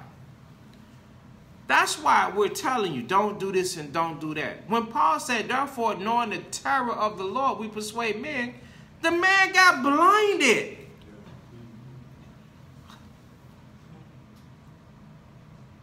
The man got stoned to death by his own people for teaching. And they thought it was dead. Have you never seen somebody, you ever seen a mob of people, man? They beat up somebody. They stand around and see if the person is moving or not. They don't just do it and then not see, is he? And then run. No, they stand around to see. And then some people will just, if ain't no authorities, that Israel was in their own. So it wasn't like it is now. The man laid there after being stoned, not with little rocks, after being stoned. Big, boom. Boom, boom, busting his body up. And he laying there. I'm sure he got knocked the F out. Unconscious. Laying there. With a pulse like he dead. But the Most High said, I ain't finished with you. Get up. And when they left, because if he would have got up while they was there, they'd have finished the job. Probably chopped his head off. So he got up, and the next day he went and taught. Knots on his head, just to be like, this is what people did to me. Body all bruised up, limping, everything. So we're speaking from experience. And we're trying to tell you, don't keep sinning, because you don't want none of the power. That's not what you want. You think you're going to try and man up on the Most High? You're going to lose. And the ones that kept their life are the ones when the Most High chastened them little by little, they start turning until they start figuring out, damn, I don't even want to take a chance. But for those of you that continue to take a chance with drinking and smoking and sexing and the baby position and all this, hit that, and you let the witchcraft of the world deceive you, you're going to destroy yourself. And you're going to be the example, man. You're going to have an obituary faster, sooner than you thought. Wisdom of Solomon chapter 12 and verse 17, for when men will not believe that thou art of full power, thou showest thy strength. And among them that know it, thou makest their boldness what? Manifest. You see how bold I'm sitting here telling you? This is what this is talking about. Among them that know it. What do we know? The power of the Most High. He made us bold towards you. We're going to speak about the power of the Most High. We're going to tell you, don't do this and don't do that. Or you're going to end up neck hurt, back hurt, feet hurt, head hurt, teeth hurt, everything jacked up. That's why we speaking so bold. Okay? Read the next one, verse 18. But thou, mastering thy power, judgest with equity. Mastering thy power, meaning just enough. Not too much. You supposed to be alive, he burned you to a crisp. No. He mastered it. He got the he got the solution. That's why you will hear me say, oh, he got the solution. I tell my children, if they get hard, I say, don't even worry about it.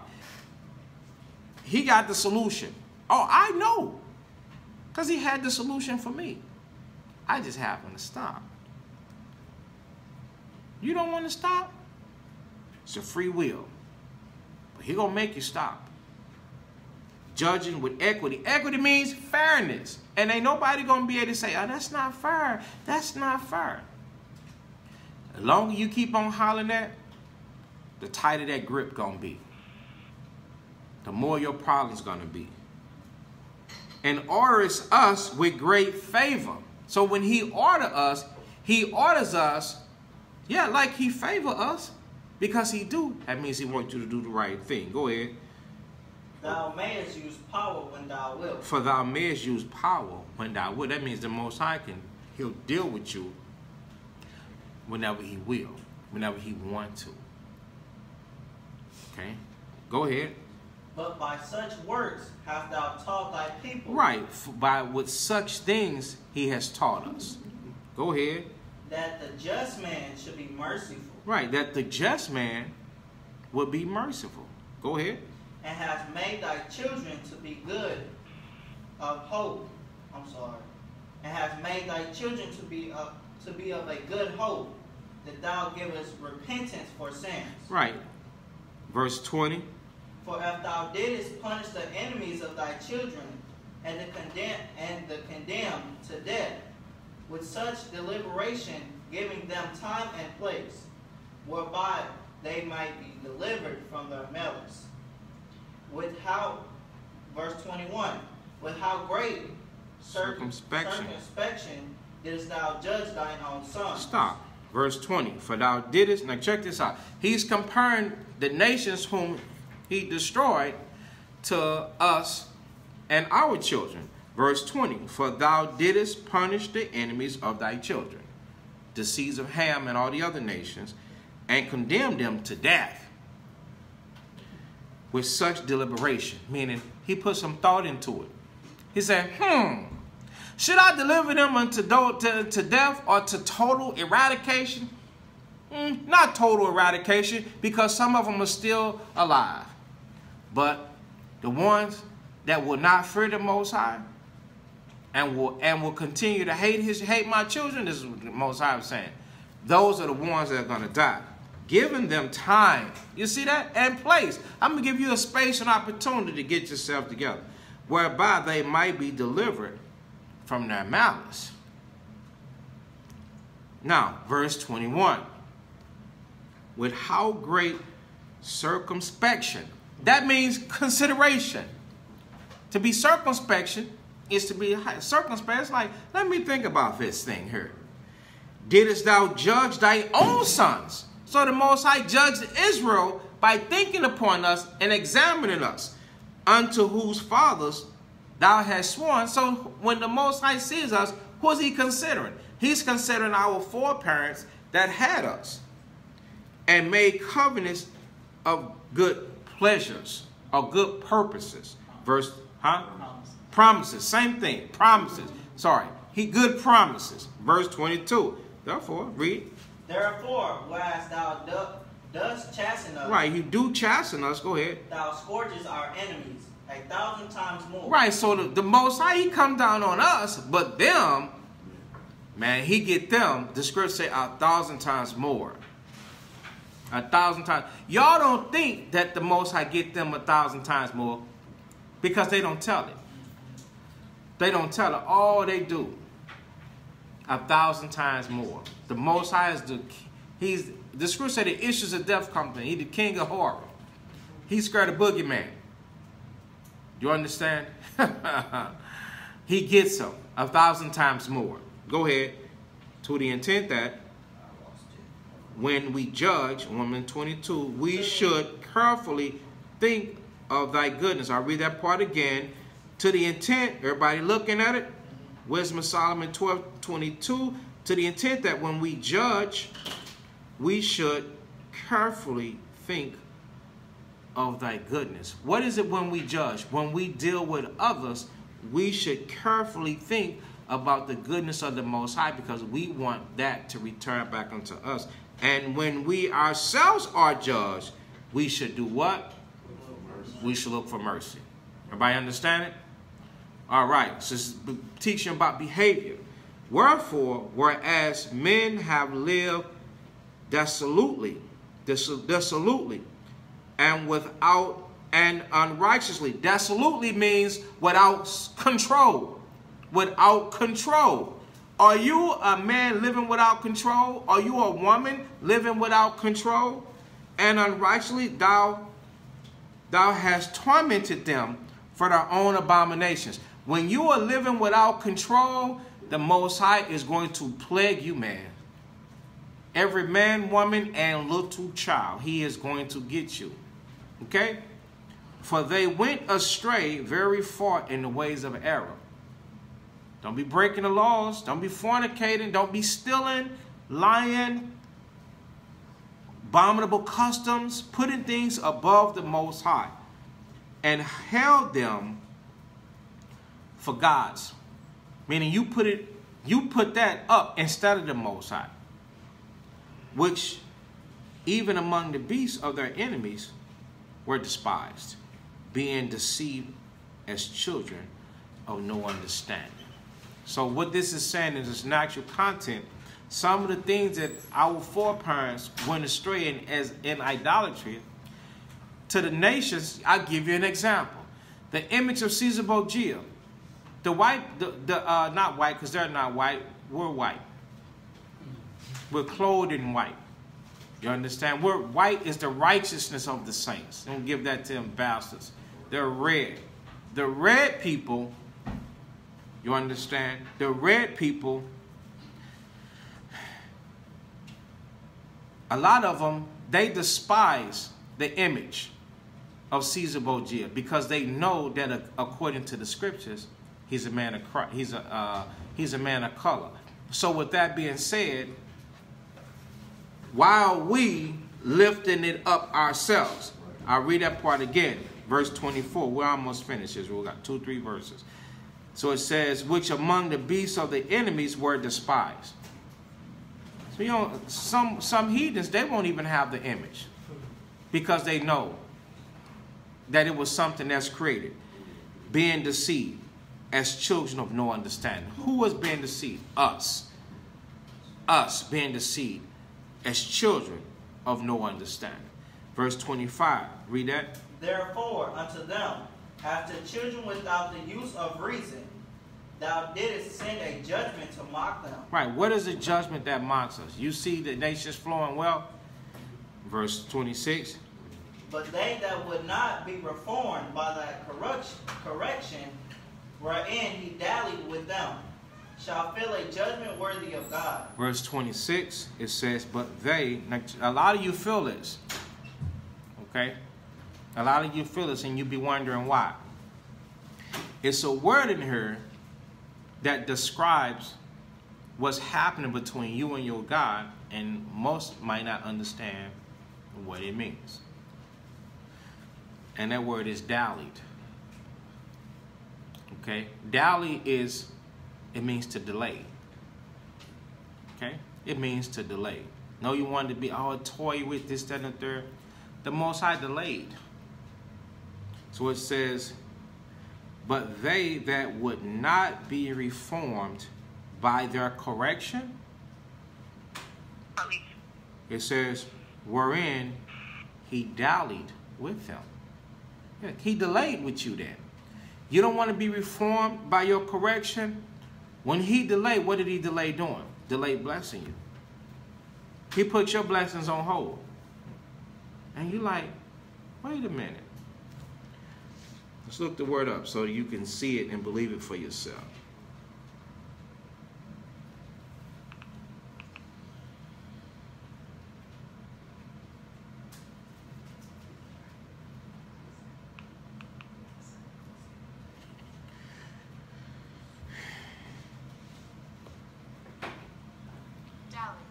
Dally.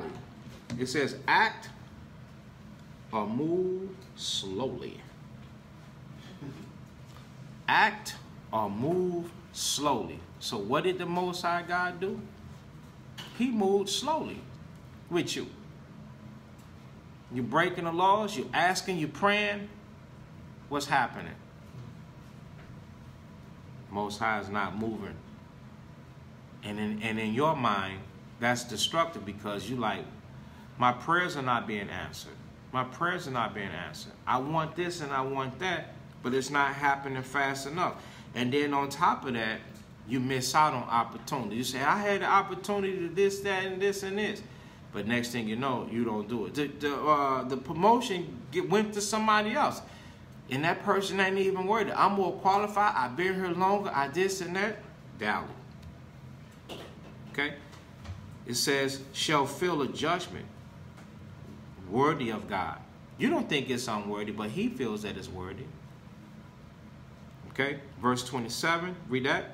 For, look, for what things they grudged. For what things they grudged. Read. When they were punished, that is, for them whom they thought to be gods, now being punished in them when they saw it. They acknowledged him to be the true God, whom before they denied to know.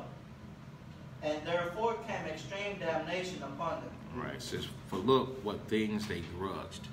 What do Israel grudge doing? They grudge applying. So you can start the communion. When they were punished, that is, for them whom they thought to be gods. Meaning you think that these things are special. Now being punished in them. Okay? Meaning you don't have success in the things that you, a lot of our people, whether it's religion or whatever you put forward, you could end up doing something and calling it a blessing. You might put a relationship before the Most High. Like the scripture said in Corinthians 10.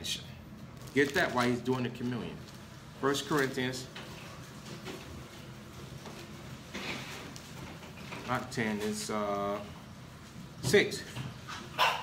1 Corinthians 6 and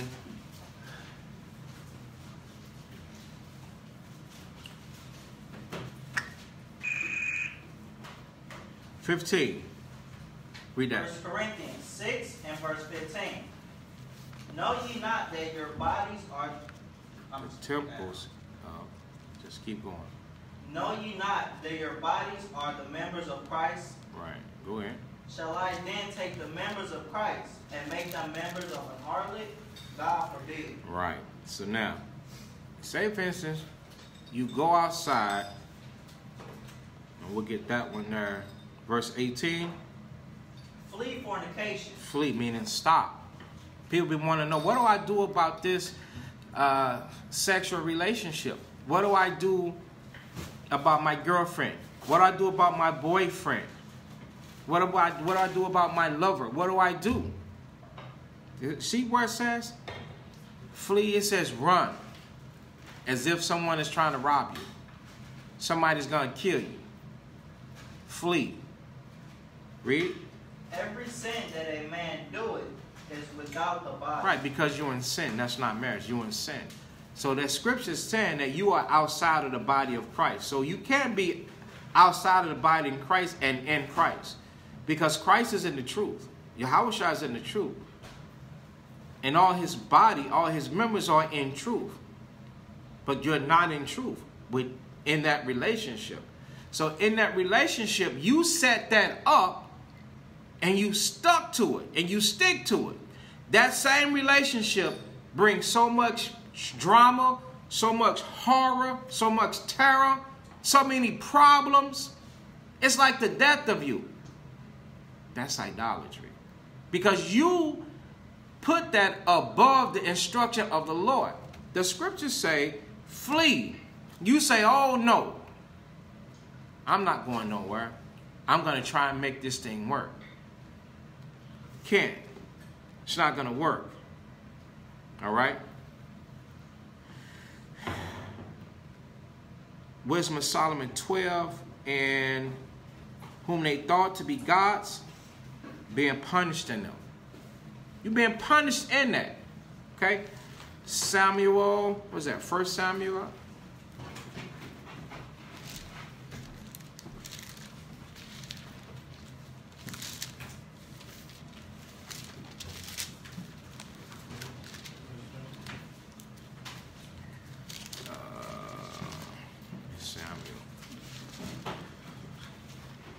The think witchcraft. 1 Samuel 15 and 23. 1 Samuel 15 and verse 23. For rebellion is as the sin of witchcraft, and stubbornness is as iniquity and idolatry. You see that? That's why I said idolatry. Stubbornness is equal to witchcraft. So if you're gonna be rebellious, the Lord said, don't do it. You're gonna rebel against the Most High. What does the scriptures say? Witchcraft.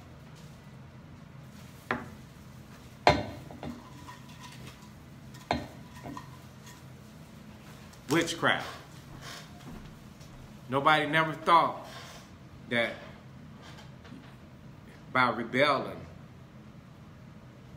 knowing when you rebel, it's like you know to do it, but then you won't do it. The Lord said that's witchcraft. Nobody thought of it like that. The Bible gives you the definition of things. It tells you what it means. It says, and stubbornness, when you stubbornness, it's hard to move. That's like it's moving, but boy, it's hard to move. It's hard to move. It moves just a little bit. It says that's equal to iniquity, meaning that's sin. Because a person would think, oh, I'm not sinning.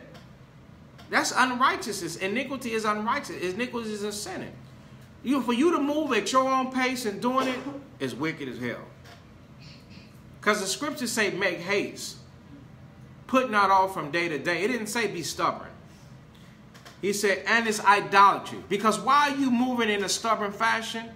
Because you're really holding on to the thing that you're being instructed to go against. That's why you're moving so stubbornly. That's why the thing that you set up, you punished in that. So while you moving slow, punishment the whole time.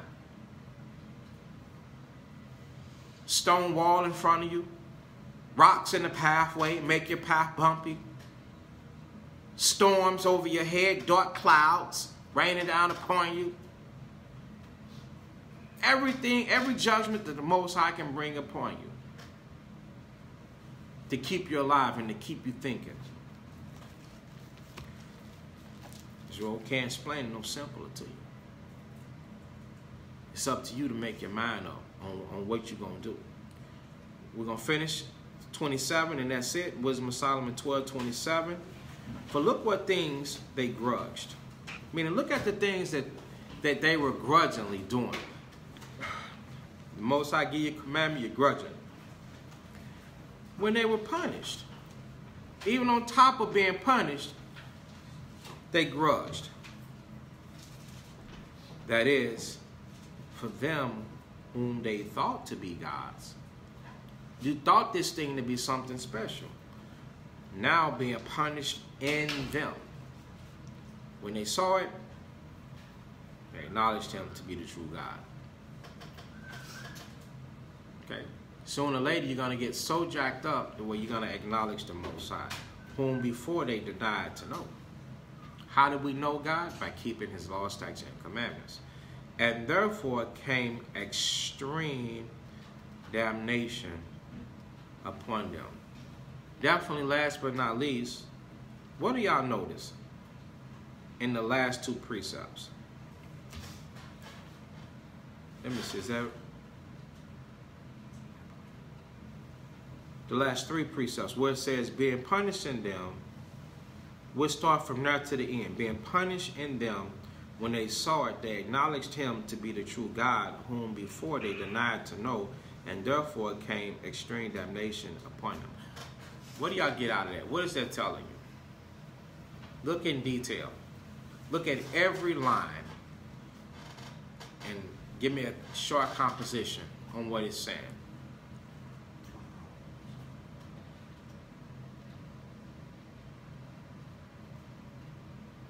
Elijah.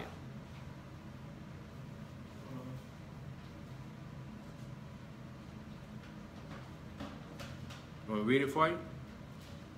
I'll see. Okay. Dre? Said, what did we see? Okay. Yeah. I bet they wish they could go back and try to fix they did. Obviously, this person was being already told something, but they refused, and so it had to take a punishment to get them to realize, you know, that what they was doing. Because they said they thought to be God, so it took a punishment for them to like acknowledge. So they took the order. Okay, anybody else?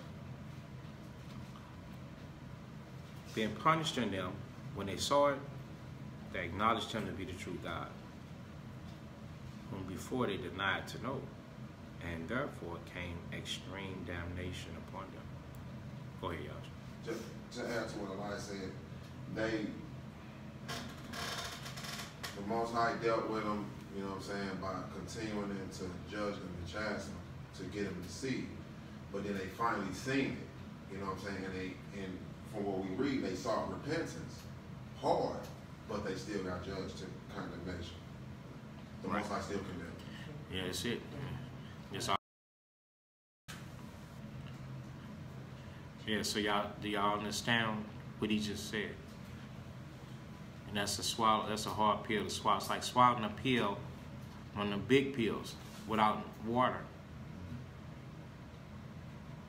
They were punished, and then they saw it. Punished and then saw it. Like, oh, okay, I understand. You understand because of the punishment. And then you acknowledge the Most High as being the true God. Why? Because of the power. Who you denied before, but then extreme damnation fell upon them. Don't let that happen in this room. Matthew 26.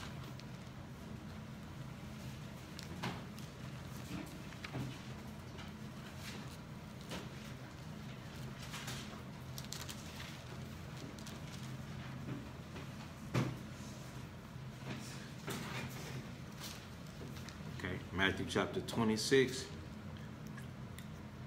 and verse 6. Now when Christ was in Bethany in the house of Simon the leper, there came up to him a woman having an alabaster box, a very precious ornament, and poured it on his head as he sat at meat. But when his disciples saw it, they had indignation, saying, to what purpose is this waste? For this ointment might have been sold for much and given to the poor. When the phone went out, I didn't say anything. I just stopped talking and waited for it to clear back up, and I can see motion in her. Then I began to talk, so you didn't miss anything. Verse 10, when Yahweh understood it, he said unto them, why trouble you the woman? For shall wrought the good work upon me. For you have the poor always with you, but me you have not always. For in that shall pour this ointment on my body, she did it for my burial. Verily I say unto you, whatsoever this gospel shall be preached in the whole world, there shall also this that this woman have done be told for memorial of her. So all praises to the Most High for giving the sister the spirit to come forth, keep the commandments, and bring forth a beautiful example of a broken and contrite heart, and give Christ some comfort for his burial. Okay? So, The Lord's Communion, 1 Corinthians 11 and 23.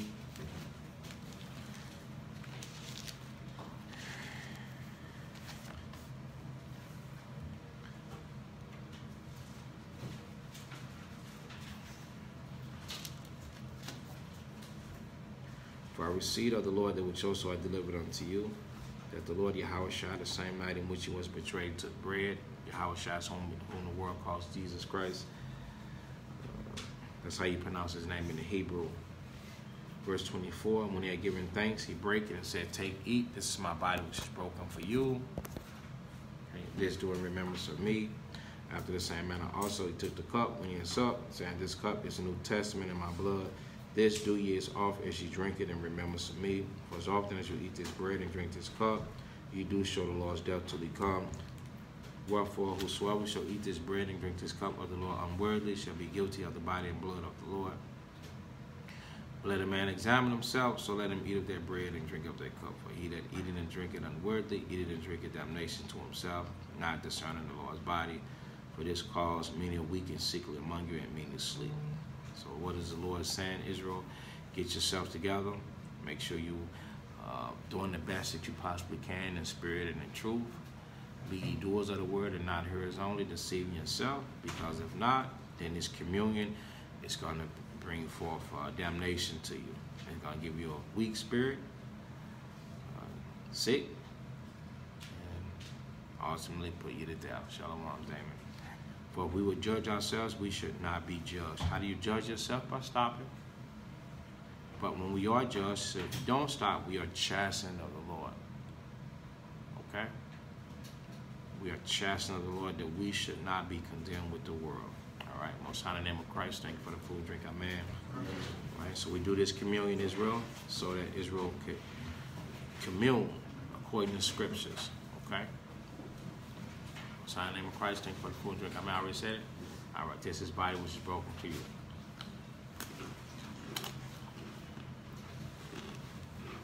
All right, Miss Sandra, shalom.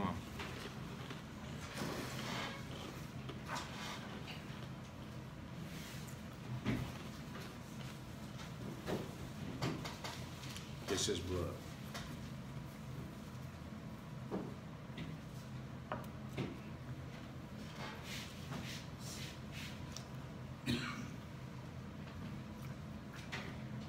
Started Rose, not bad, huh?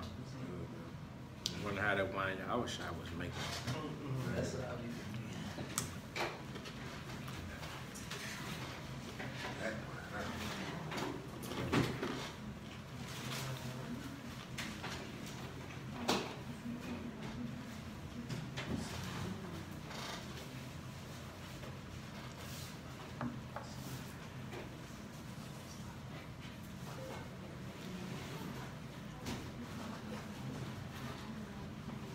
All right.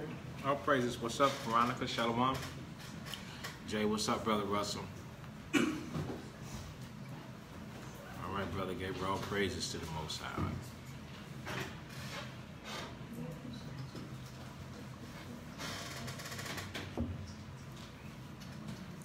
Y'all brothers and sisters talking about coming out to Tabernacles. Y'all gonna have to start inboxing me and letting me know what's going on so we can have a count. All right.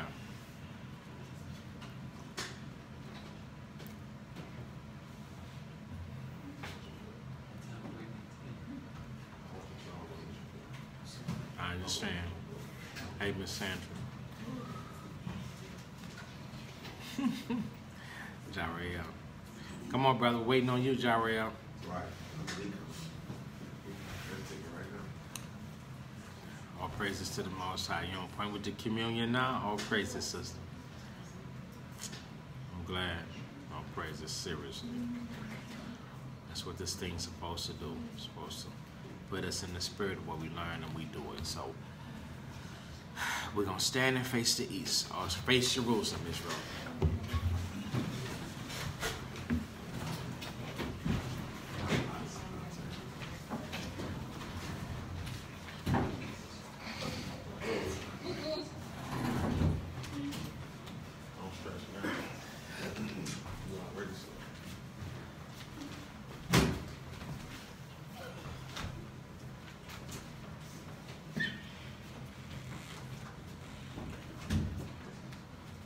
Yahweh's prayer, Matthew 6 and 9.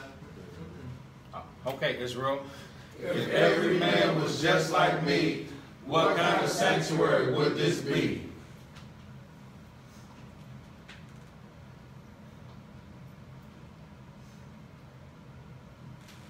Our Father which art in heaven, hallowed be thy name.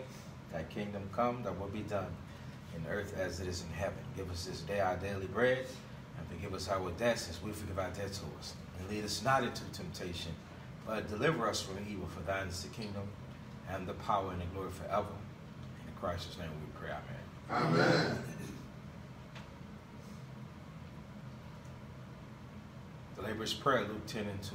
Therefore said he unto them, the harvest truly is great, but the labors are few. Pray therefore the Lord of the harvest, that he would send forth laborers into his harvest. Bless you, Most High, King of heaven and earth, and all things, Most High, in the name of the Christ. Send more disciples and teachers to your harvest, to gather your people in Israel, and send counsel behind your laws to stand before thy people Israel. Give to us strength to break down all lies with thy word. In Christ's name we pray, amen. Amen. The blessing of Israel, Numbers chapter 6 and 24. Children of Israel, the Lord bless thee and keep thee. The Lord make his face shine upon thee and be gracious unto thee. The Lord lift up his countenance upon thee and give thee peace. In Christ's name we pray, amen. Amen. And children of Israel, bless one another. Most High, in the name of Christ, bless you all.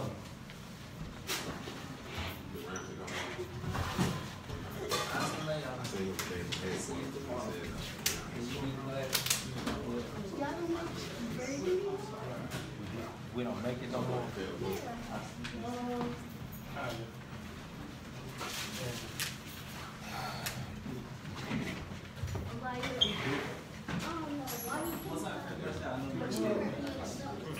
Are you going to Alliance? Shalom up. Because you take the children and lead them apart.